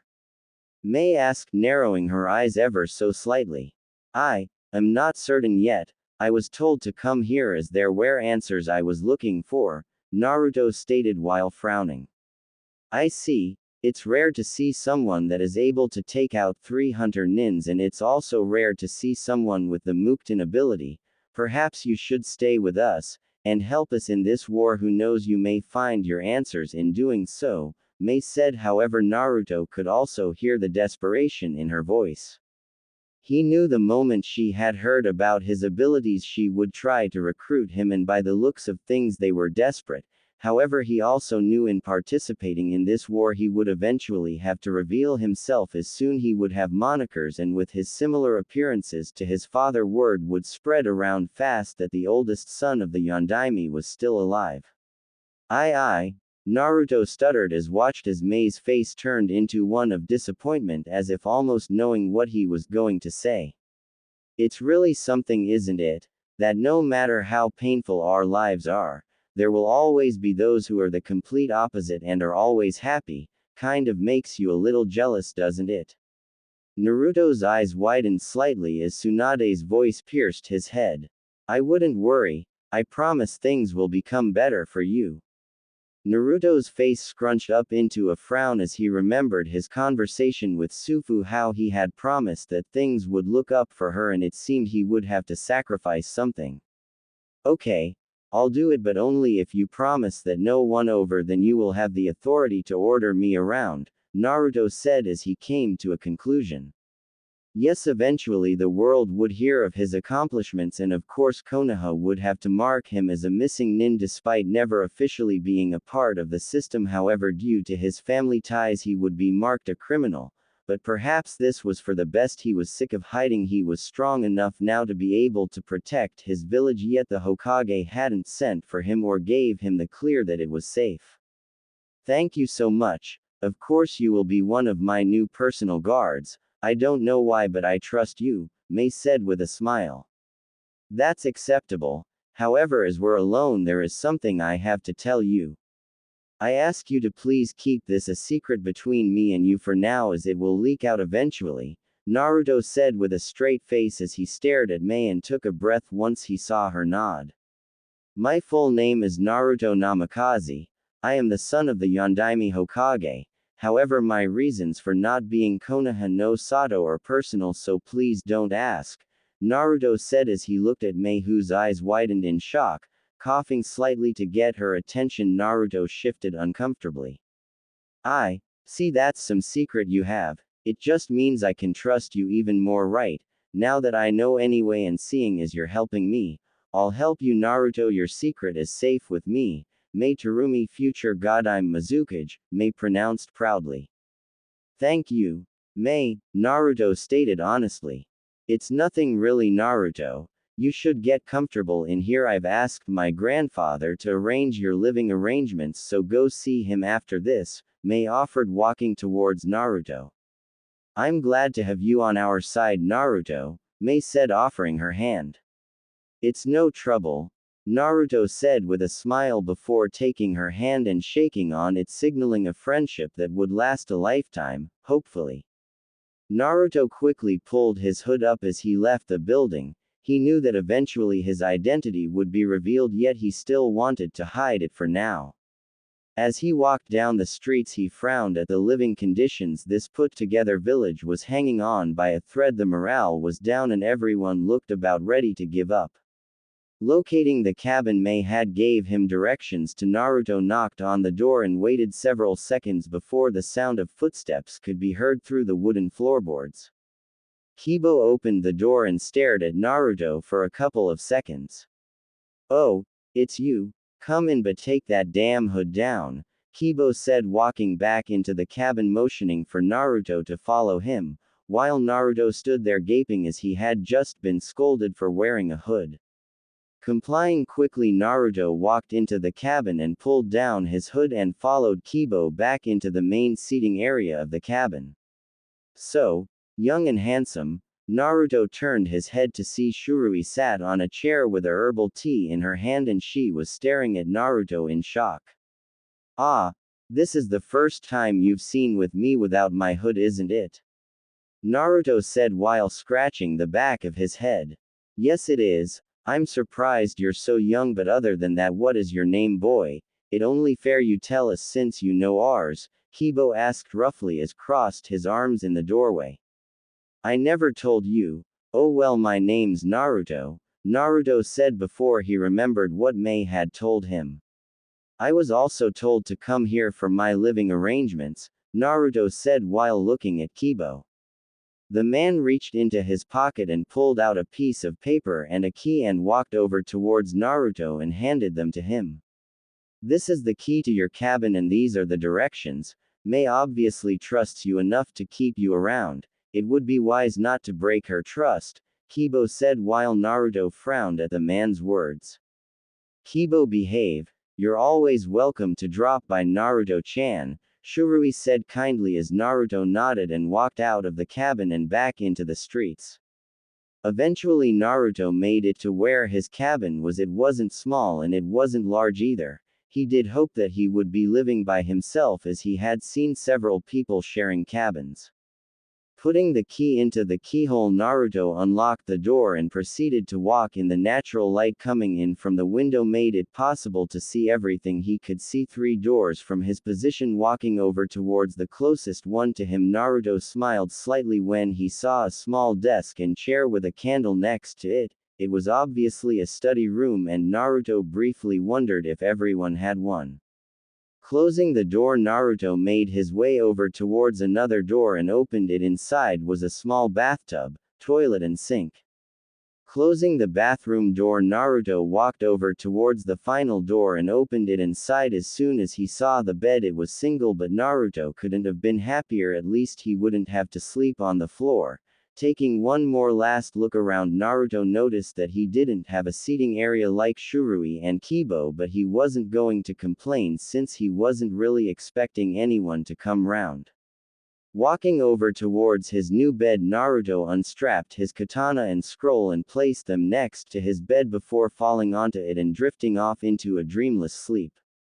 The rain poured down heavily, bouncing off every surface it impacted with. There was no sign of anyone around except for one small boy in a bright orange top and bottoms. His spiky blonde hair was flattened down due to the rain and in front of his eyes were a pair of goggles covering his eyes from the rain. However, if one were to look closely, they would be able to see that there was water inside them.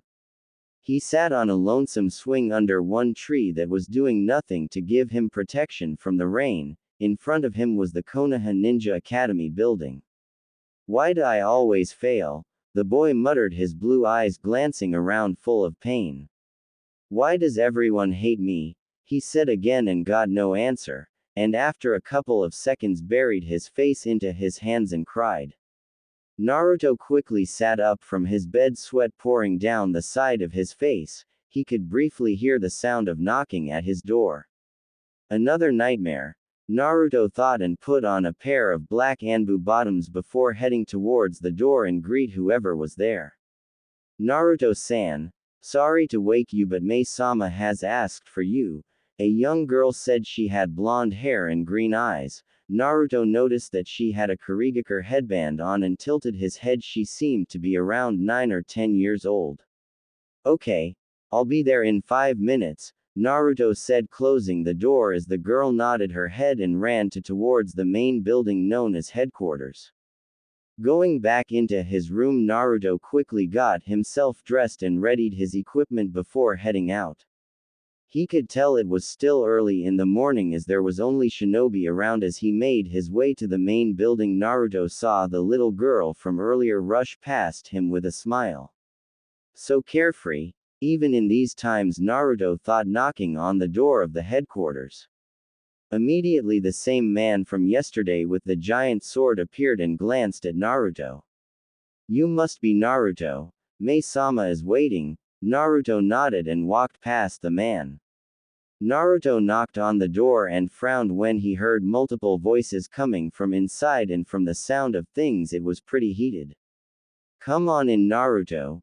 Naruto opened the door as he heard Mei's voice. He noticed there was a large oval table with several people around it, with Mei being at the top. So this is the newcomer. How can you be so foolish and let anyone into the rebellion? Mei, he could be here to betray us, an elderly woman said, sneering at Naruto, with several other older members nodding their heads while Naruto thought the urge to punch each of them. We don't really have many options. The way we are now, we'll be destroyed in the next year, all of us. We have roughly 2,000 shinobi who are fit to actually fight. Yagura has 5,000 plus. And you expect us to just sit here hoping that things will just get better? The fact is we need Naruto more than he needs us, Mei shouted. Naruto was taken back slightly at her raised voice. He stood next to a few other shinobi in the room as he watched the scene. We are losing more and more shinobi each day. I can personally vouch for Naruto, so stop complaining as we have more important matters to get onto, Mei said as she calmed her voice while a few of the elderly members bowed their head at Mei's authority. Yesterday, 3 hunter nins were extremely close to finding the camp. If it wasn't for Naruto, I'm afraid they would have. I believe Yagura will soon know where we are. We have to act fast. Reports from yesterday have showed me that Yagura is setting up a large camp 6 kilometers away from here. I believe he's going to try take us out in one sweep. Mei stopped as she looked at the shocked expressions everyone was showing except Naruto. What should we do? An elderly man said in fear, while Mei sighed. The only thing we can do, meet them head on and hopefully try to scare them off. For now, make them rethink strategies, Mei summed up while looking at a map in front of her. We will take a 500 shinobis to meet them head on. I myself will be leading this group, Mei said while everyone but Naruto gasped.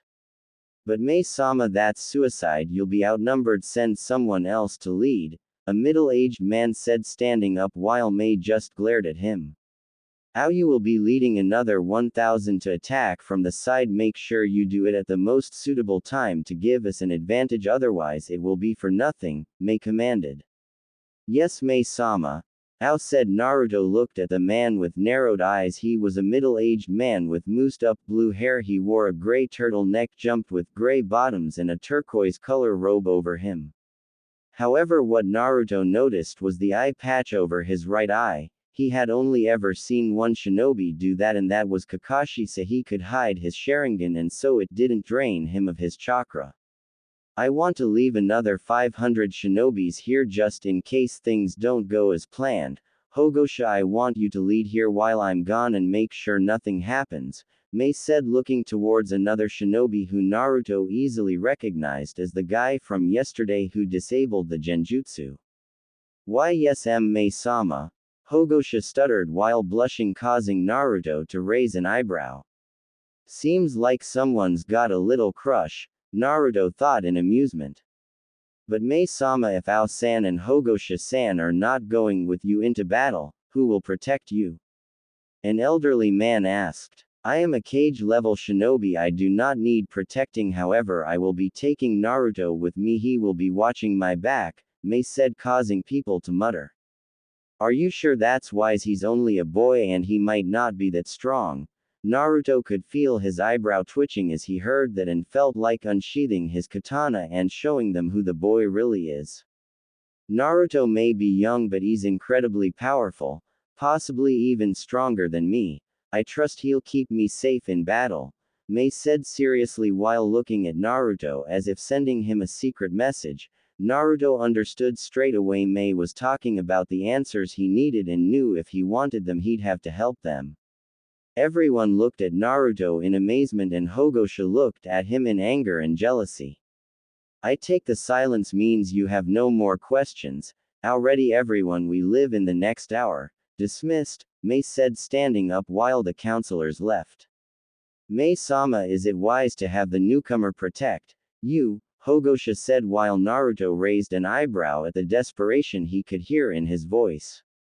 Yes. Now go to the gate and prepare our departure, Mei demanded as Hogosha nodded and left quickly and sent a sly glare to Naruto as he walked past. Next, Ao walked up to Naruto and stared at him for a few seconds. His one uncovered eye stared at Naruto in concentration. You've been giving an important job, and if Mei-sama trusts you, then so will I, Ao said, placing his hand on Naruto's shoulder and left with the other shinobis, leaving only Naruto and Mei alone. I'm sorry for the way everyone's treating you, Naruto. There's only a few people who actually believe you are here to help, Mei said quietly, giving Naruto an apologetic look, hoping her people hadn't driven off someone of Naruto's caliber. It's fine, everyone is paranoid, it's understandable, Naruto said quietly while still being angry at people calling him a child. He had over things to think about. Thank you. Come, let's meet up with everyone, Naruto nodded as he followed Mei out of the room. Naruto stood behind Mei as she stood in front of 500 shinobi. She nodded to Hogosha as he opened the gate.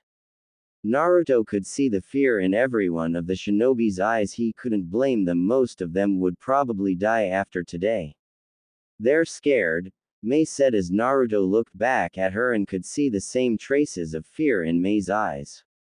I know, Naruto said quietly as he remembered the third shinobi war. He had seen the same fear in his parents' eyes. But we'll be alright, after all we have you leading us. Naruto smiled at Mei and saw her blush slightly in embarrassment. Nodding her head, she carried on walking with new determination in her eyes, knowing she had people who believed in her. After a couple hours of traveling, Mei signaled everyone to stop and get down. The shinobis hid in the trees while Mei called for Naruto. What do you think? Mei asked as Naruto landed next to her. Naruto looked in front of him. He could see the ending of the forest, and in an open field there were close to 300 shinobis walking around. It's a trap, Naruto stated as he narrowed his eyes at the scene in front of him. It was clear that this was part of Yagura's army, as he could see the Kurigakure head protector.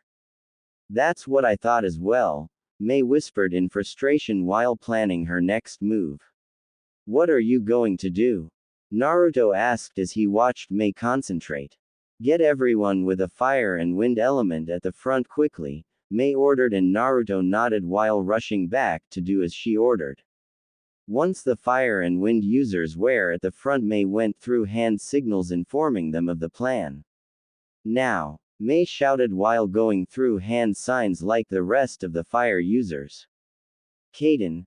Gokaku no Jutsu, the fire users shouted, and multiple giant fire balls flew out of the forest, surprising the shinobi in the middle of the field. And just as the fireball were about to reach the shinobis, Mei shouted again. Wind users now. Naruto went through hand seals along with a few others and jumped in front of the fire users. Futon. Daitapa. Naruto pushed his hands forward with the rest of the wind users and watched as a large gust of wind appeared and enlarged the fireballs, completely engulfing the 300 shinobis in fire, making them scream out in pain. As soon as the fire died down, the only thing that could be seen was the burnt land, which had now been scorched black. Move forward, everyone, Mei commanded again while Naruto looked at her in slight confusion. We'll be playing right into their trap, Naruto whispered so no one else could hear. I know, but they're not going to come out any other way, especially now they've seen what we can do, Mei said, walking forwards onto the burnt ground.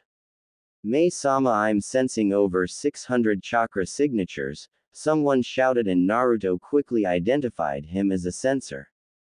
That's nothing to worry about, it's only 100 more than us, Mei said calmly while the sensor paled. But Yagura is leading them, the same sensor said while Naruto frowned as he watched Mei pale slightly. Are you sure? She demanded through gritted teeth. Yes, there's no mistake in his Biju's chakra, the sensor said, shaking in fear, while Naruto's eyes widened. He's a Jinchuriki? Naruto asked Mei as she nodded. Yes, he's the container of the Isobu, it's the reason he's so strong. My techniques have no effect on him at all, he's completely synced with his Biju, Mei said angrily as Yagura appeared on the other side of the field.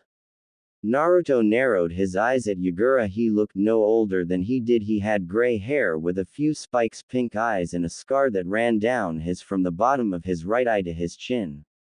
A Jinchuriki? He's like Minato. Could Minato turn out like him? Naruto thought as he watched Yagura order half of his forces forward. Let's meet them, we just have to hold out long enough until Ao arrives with the rest, Mei said as she raised her arm up and quickly launched it down, signaling everyone to battle, and immediately all 500 shinobis ran forward while Mei and Naruto stayed behind. Why are we staying back? Shouldn't we help them? Naruto questioned as he looked at Mei, who was concentrating fully on the battle. No, Yagura's plan is to weaken our forces. You and I are cage-level shinobi, we will win this first round, but Yagura will send the rest of his forces to wipe us out, and unfortunately we will have to keep our eyes on Yagura. His attacks are deadly, one hit is all it takes, Mei said, tightening her knuckles. Naruto looked onto the battlefield. It was true the 500 rebel shinobis were slowly defeating Yagura's forces, however they were also taking heavy losses. Naruto could see many of the rebel shinobis dying. Eventually Mei's forces won out, however they were easily reduced to less than half, while half of Yagura's shinobi were laying on the floor dead. Looking over towards the Jinchuriki, Naruto frowned when he saw him smiling and lifting his hand up and quickly dropping it. Where's Ao? Mei said angrily as she watched the rest of Yagura's shinobi advance on what was left of her forces and meet them in battle. Let me go in, Naruto said, and Mei snapped her head towards Naruto in shock. Alone? She asked, while Naruto nodded. Yes, I'll be able to take out the rest. Also, you don't have shinobi to spare. If what you said about the numbers Yagura has under his control, then we haven't even taken out 1/5 of his army while he's defeated 1/4 of yours, Naruto reasoned, glaring at Yagura under his hood.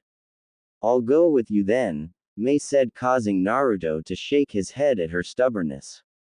No, I must go alone. If you are captured or it's over for everyone. Trust me, I'll win, Naruto said, sending her a smile. Fine, but you better come back or I'll you myself. I still have to get to know you properly, Mei said after some thought, while Naruto shook his head in amusement at Mei. Alright, time to let loose, Naruto said, walking out of the tree line and into the field just as the rest of the rebel forces were being slaughtered. Naruto calmly walked forward as he noticed everyone turn their eyes on him and slowly unsheathed his katana and flicked it downwards. He watched as Yagura nodded and smiled to his forces and they cheered before charging at Naruto. Naruto roughly estimated there to be around 150 shinobi left. He could tell they were clumsy by the way they held their weapons, they were unorganized. Crouching down, Naruto channeled chakra to his feet and propelled forward, destroying the ground below where his feet traveled, surprising the shinobi, and sliced his way through a line of them and ended up behind the group, ignoring the shower of blood behind him. Standing up fully, Naruto took a glance at Yagura and saw his expression was still calm, though the guards next to him were looking at the battlefield in awe. Naruto turned around and flicked his sword, cleaning the blood off it before getting into the same crouched position and propelled forward. He was surprised as he felt a few of the shinobi reflect his attack. It seemed there was more to the Kurigakure shinobi than he first thought. Naruto sighed as he sheathed his katana. It seemed that they weren't going to fall for the same trick twice. Going through hand seals, Naruto quickly slapped his hands onto the ground. Immediately hundreds of wooden spikes erupted from the ground, impaling most of the shinobis, showering the battlefield in blood. The ones who were lucky enough to escape backed away as fast as they could. What the hell is he? One of the shinobis shouted as they panicked. Their numbers were reduced dramatically as on the field there were approximately 20 shinobis left of Yagura's forces. Naruto smiled. Despite the situation, he knew that using the wood techniques would startle the shinobis and he knew he had the advantage. However, his eyes widened as he felt a change in the wind. Looking towards the source, he gasped as he saw a giant turtle appear from where Yagura was. His Biju transformation. Naruto wondered while staring at Yagura wide-eyed. He watched as small black balls floated in the air around Yagura and formed together to create a giant ball. Naruto! Mei shouted as she jumped behind Naruto and gasped when she saw Yagura fire the tailed beast bomb.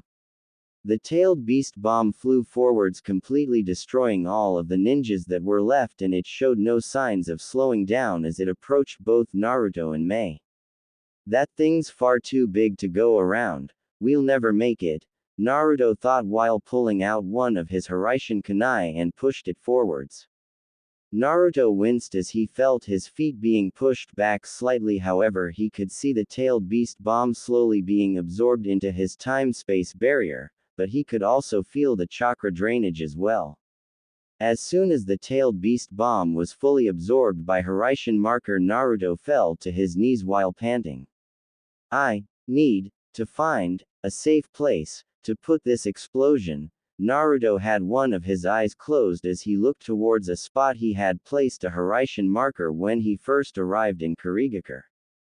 Behind Yagura, a giant explosion went off, completely uprooting trees, sending them flying, and the ground shook.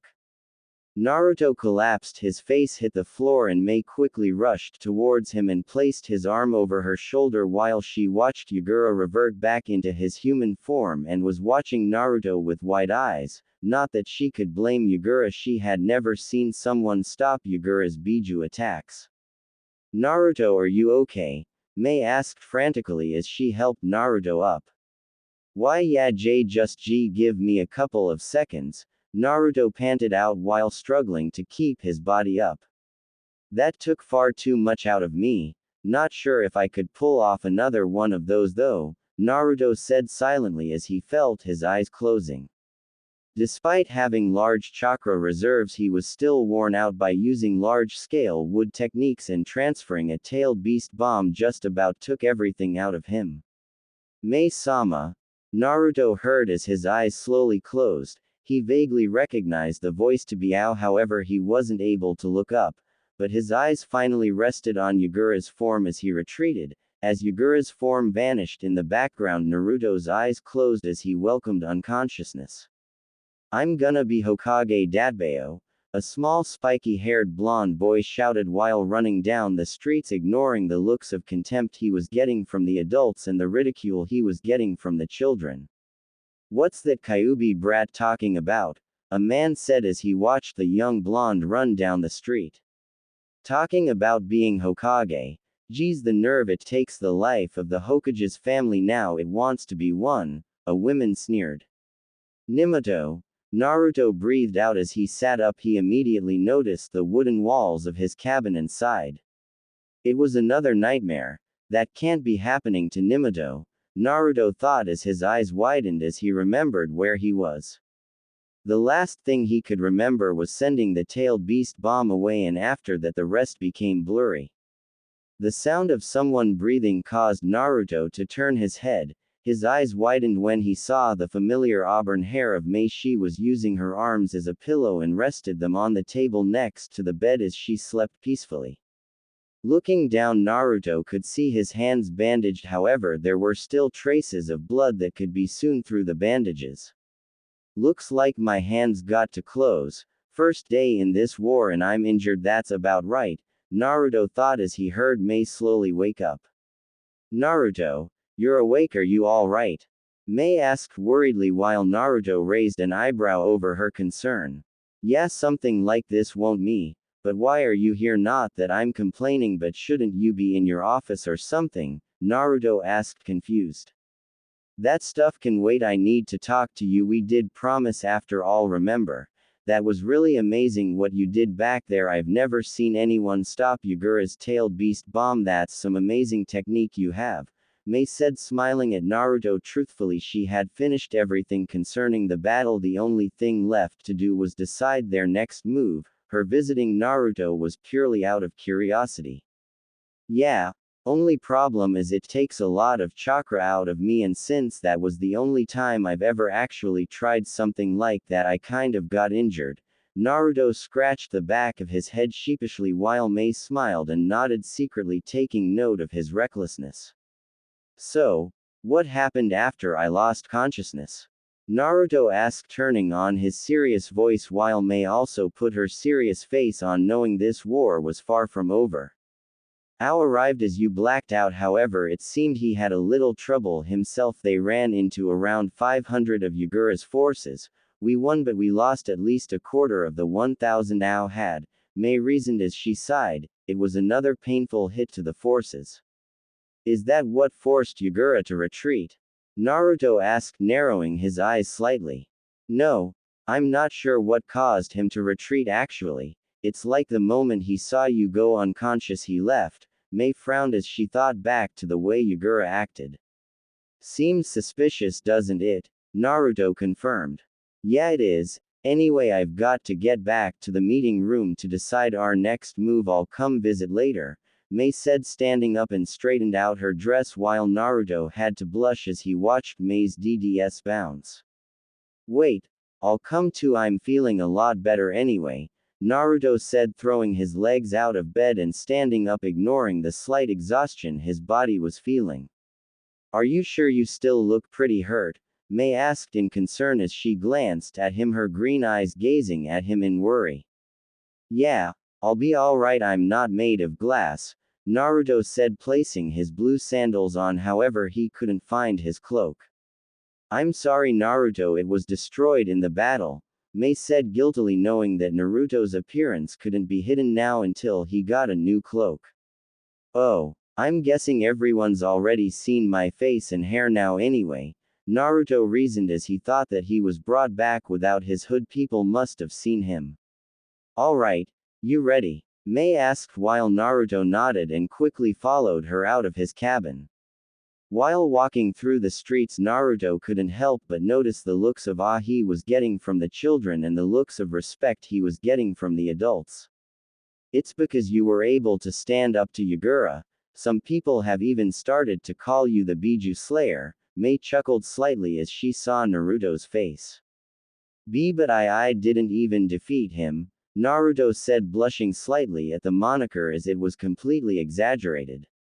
No, but you did something better. You proved that not everyone that goes against him dies. It's a big deal for us, Mei said as she watched him blush. Personally, she found it adorable that Naruto found taking a praise difficult. I barely made it out of there alive, Naruto muttered while Mei gave a small smile at his modesty.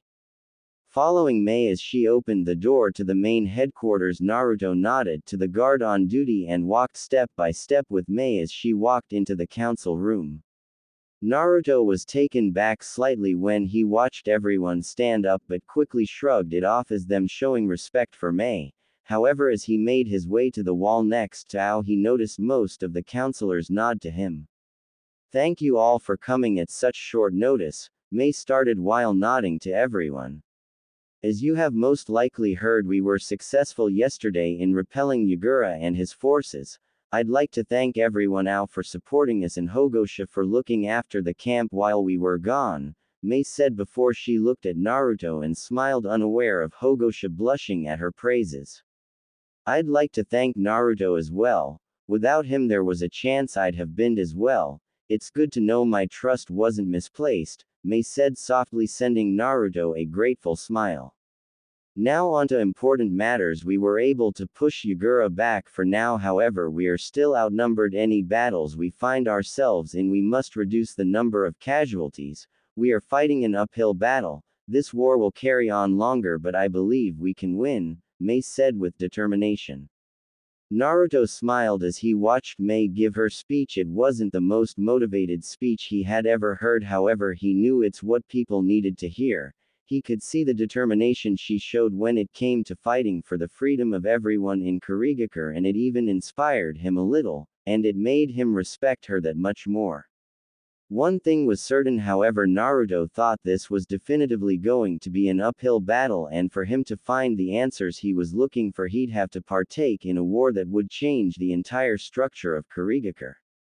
Naruto sighed as he stood in the council room inside the rebels' headquarters. It had been 8 months since his arrival into Kurigakure and Yagura had still not been stopped. However, his forces had been cut down significantly by the bloodline users. Naruto had mastered several large-scale Mukten attacks which completely destroyed an army. If he were to guess, Yagura's loyal shinobis were cut down by at least 3/5. However, the rebels had also been cut down to less than half.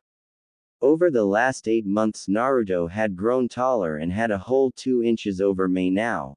Also he had learnt several Suiten ninjutsu from many of the shinobis that were willing to teach in the army. He was wearing a black anbu top and a mesh guard, with a gray chest plate over him and black anbu bottoms with blue sandals, equipped with fingerless gloves with metal protectors on the back. He had changed his clothing since coming to Kurigakure, as his previous clothing wasn't enough protection in these environments. He had also made quite the name for himself, while people still called him the Biju Slayer there were many now calling him the Nadaime Kiroi Senko, one due to his usage of the Hiraishin no Jutsu. Of course his name had been placed in Kurigakure's bingo book. He also kept his promise to Tsunade. Once every 2 months Naruto would appear in front of her and it would always end in a night of passion. It was also quite beneficial as she would also give him checkups to see if his health was in good condition and that he didn't catch any illnesses. Actually thinking about it, she was worried whenever he saw her and he could tell she was worried about him. Why though he couldn't guess, perhaps she would miss the thinking about it was about time he met up with Tsunade.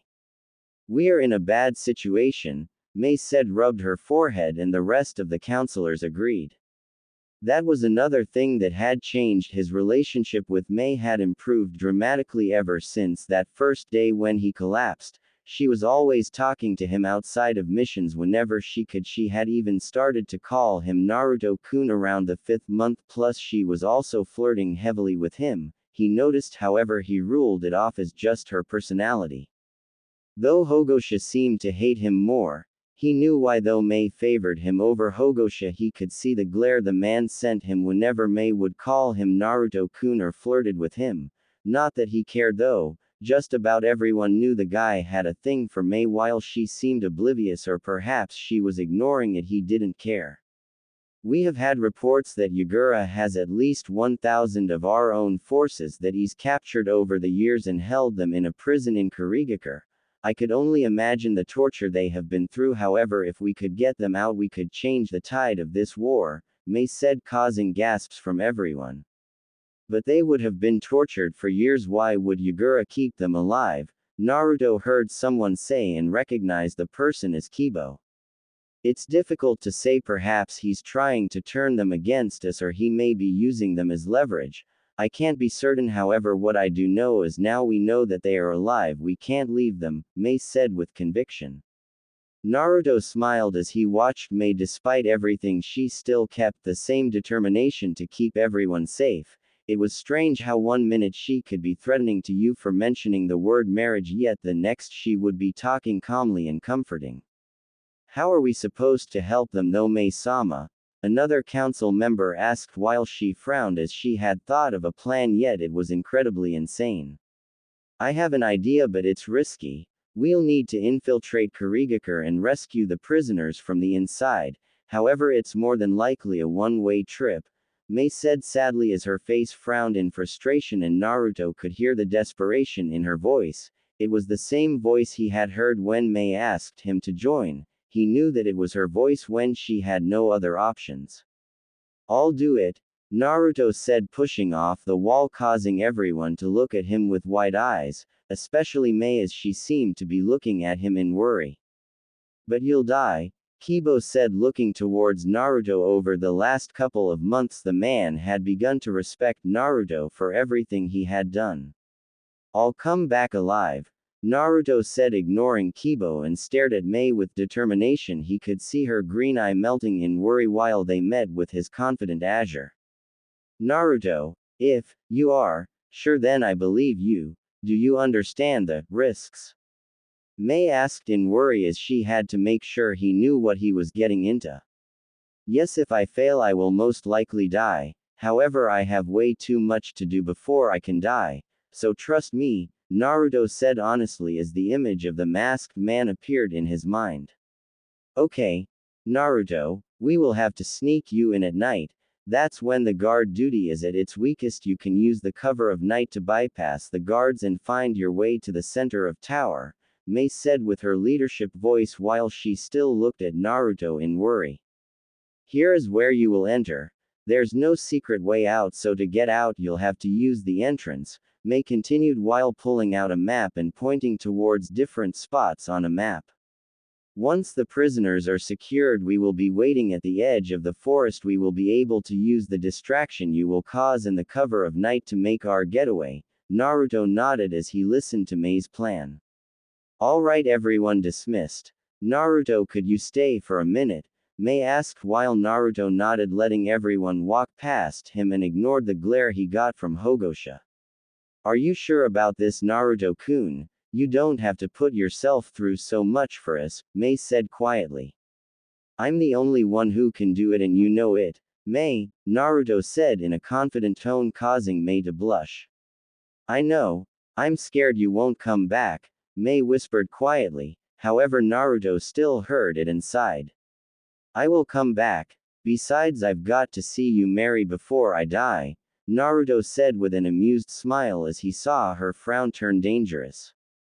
"Shut up, or I'll you," Mei said dangerously with a smile on her face, and after a couple of seconds both Naruto and Mei started to laugh. "That's the sound I like to hear. You should laugh more, Mei, it suits you," Naruto said with a smirk as he saw her smirk back. "Maybe you will. When you come back, I want you to take the rest of the night off and be ready to leave at night tomorrow, understood?" she said with a smile. "Yeah. Good night, Mei. Get some beauty sleep," Naruto spoke out in a teasing voice before vanishing in a yellow flash. "Idiot," Mei said with a smile as she fell back into her chair and placed her hand over her heart. It was beating incredibly fast. Actually, it was whenever she looked at Naruto her heart would do these funny things. She would feel butterflies flapping around in her stomach at just the sound of his name. Over the last 8 months she could say she had strong romantic feelings for Naruto. It helped he was so selfless and brave, as most of the people she knew in her life were the complete opposite. She had always scared men off with her overpowering status, however not Naruto. He would treat her like a friend, laugh with her and even just talk with her. However, the thought of him leaving for a mission that had a high chance of him never making it back sent aches in her chest. Just the mere thought of him dying caused her breath to hitch slightly. "What have you done to me, Naruto-kun?" Mei whispered to herself as she began to look at documents on the table, trying to suppress her ever-growing feelings. Meanwhile, Naruto appeared in his cabin next to his bed where his kunai was lodged into the drawers. Looking at the time, Naruto smiled when he saw it was just getting dark. He had guessed Tsunade would be waiting for him, and she was certainly one woman you did not want to keep waiting. He flinched slightly as he remembered the time he met her after placing the Hiraishin marker on her. That was one night Naruto had thought his time was up. Tsunade had made him eat her out for hours and tightened her legs around his neck so tight he had felt as if she was trying to snap his neck. He had asked her though if she wanted him to move it, and surprisingly she had said no and said she was used to it now. Of course this was after they had though, as she always seemed calmer after. Shaking his head, Naruto placed his hand in a seal and immediately disappeared in a yellow flash. Meanwhile, Tsunade Senju sat on a bed in a hotel room. She had finally ditched Shizune for the night and had prepared for Naruto. The mere thought of what was about to occur tonight made her wet. Ever since Naruto and she agreed to this agreement, both of them would completely go out of their way to pleasure one another. At first it was just different positions either of them had wanted to try. Eventually it had evolved to sometimes role-playing. Well, at first they would role-play, however they would just lose themselves in lust and just hump like rabbits. Last time it had been patient and doctor, with Tsunade being the doctor and Naruto being the patient. She fondly remembered the hands-on physical she gave him and the extremely delicious sample he had given her. A sudden flash caught her attention as she watched Naruto appear in the room and smiled when she saw him look at her. Naruto watched Tsunade smile at him and couldn't help but grin. She was wearing her usual white kimono-style blouse with her blue pants and green haori.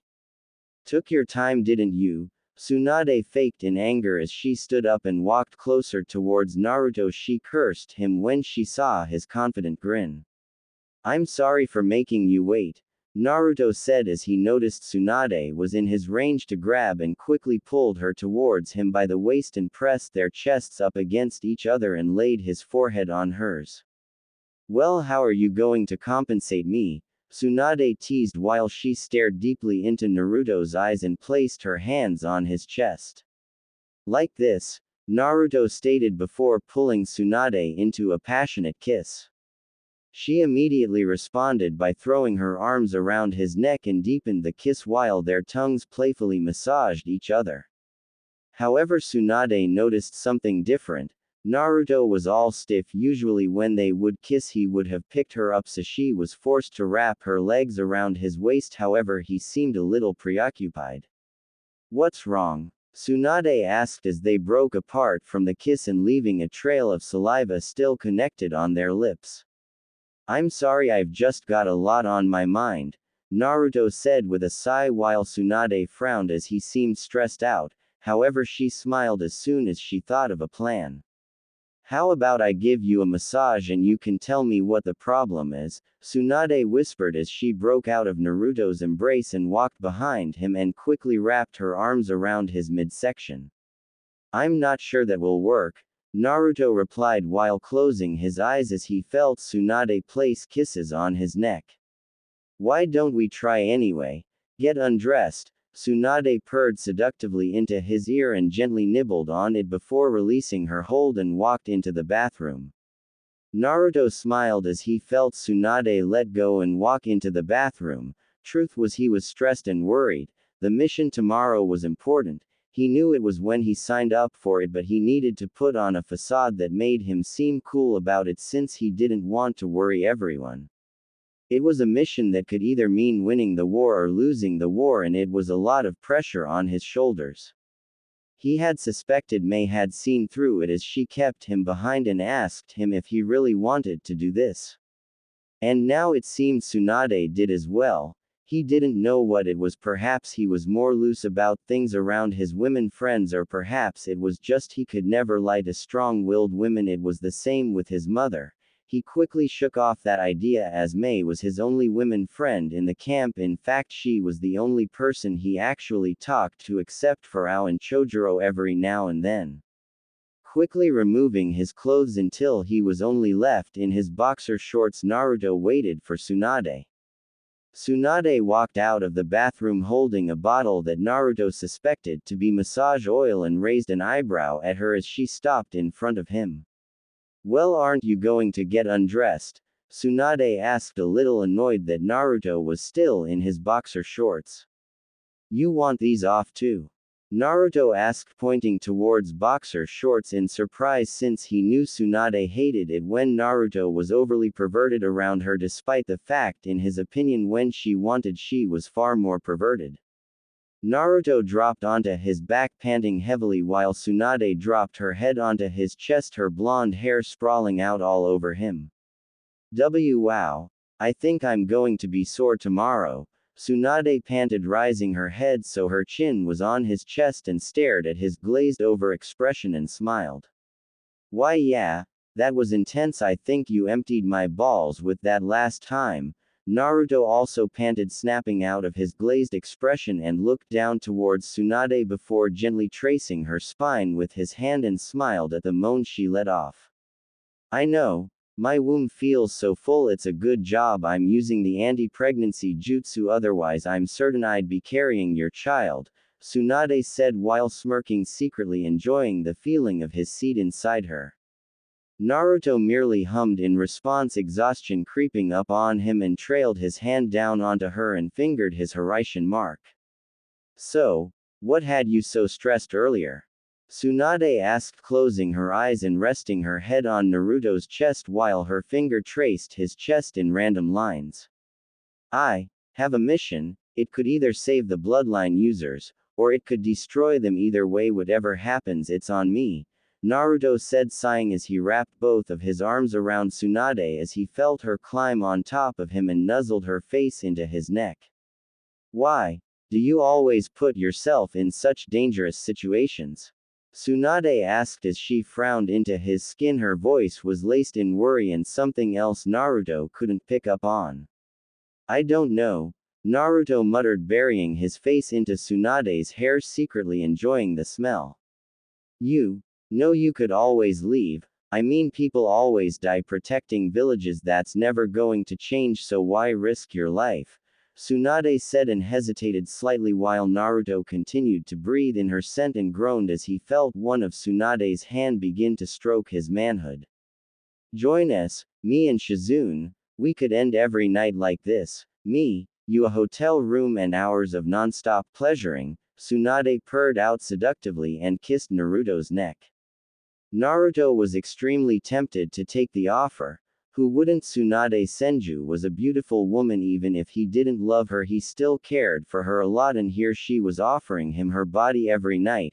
However, the images of Mei, Sufu, the rest of the bloodline users, and finally Minato came into Naruto's head. I'm sorry. I need to find answers and I can only get them in Kurigakure. Naruto explained sadly and kissed the top of Tsunade's head as he heard her sigh in disappointment. I guess every 2 months isn't so bad, Tsunade said while stopping her pumping motion on Naruto's and laid her hand on his chest. You don't have to wait 2 months for me, you know, Naruto said so that Tsunade didn't think that she had to wait for him to have. They were both single. He wanted her to feel free. I know, but I wouldn't be surprised if Mai was shaped into the shape of your. It wouldn't feel the same if it's not yours, Tsunade said with a laugh. It was soon followed by Naruto and a couple minutes of silence. You know, I've only ever had with 2 people, Tsunade said, breaking the silence. She didn't know why, but she liked the feeling of cuddling up to someone in bed and just talking. It felt like she was letting out a lot of her pain. Naruto, on the other hand, raised his eyebrows at Tsunade. He knew she was a little talkative after, not that he minded, but it was strange to see the legendary Sannin Tsunade, a woman whose punches could the strongest shinobi in one hit, talk so deeply with him. Oh, and who are these lucky people? Naruto said with a grin, forcing a large smile on Tsunade as she kissed his chest. My ex-lover Dan, and you, Tsunade admitted with a blush as she felt Naruto staring at her. Shizune's uncle? Naruto asked as he remembered Shizune telling him the story of how Tsunade fell into the state she was in. He felt her nod into his chest and tightened his embrace around her. Are you ashamed of what we've done? Naruto questioned, and immediately Tsunade's head snapped up and she stared at Naruto in astonishment. No, of course not. It's natural to want another's physical contact. I'll never be ashamed of what we've done together, Tsunade confirmed and smiled when she watched Naruto grin. So, who's better, me or Dan? Naruto asked, and immediately Tsunade blushed while glaring at Naruto. Usually she would have anyone for even mentioning Dan's name, yet here she was letting him not only talk about him, but talk about him in a competitive way. Shut up and cuddle me, Tsunade demanded, and wrapped her arms around his torso and buried her face into his neck once more. Naruto smiled as he watched the famous legendary Sannin blush in front of him and pulled the cover over their sweaty bodies. I'll take that as me, Naruto admitted confidently and placed a kiss on Tsunade's head while smiling as she never denied it and fell asleep with Tsunade wrapped tightly around him. Be careful. I'd hate to have my only way of release taken from me, Tsunade admitted as she was now fully dressed and stared at Naruto as he prepared to leave. They had woken up pretty early so they could get a couple of rounds in. She was happy they were able to get 1 round in the bed and 1 in the shower before getting dressed, and she could happily say she was satisfied. I'll try, but even then I'm sure your magic hands could do wonders, Naruto said with another confident grin and walked over towards Tsunade and grabbed her by the hips. What about my mouth? Tsunade asked with a pout as she desperately wanted Naruto to kiss her. Oh, definitively with your mouth, Naruto confirmed as he leaned in and placed his lips onto Tsunade's. She immediately opened her mouth, allowing Naruto's tongue to explore her. See you in 2 months. Naruto said, moving back from the kiss and placed a kiss on her forehead before disappearing in a yellow flash. Please don't die, Tsunade whispered to herself as she clutched onto the green necklace around her pale neck.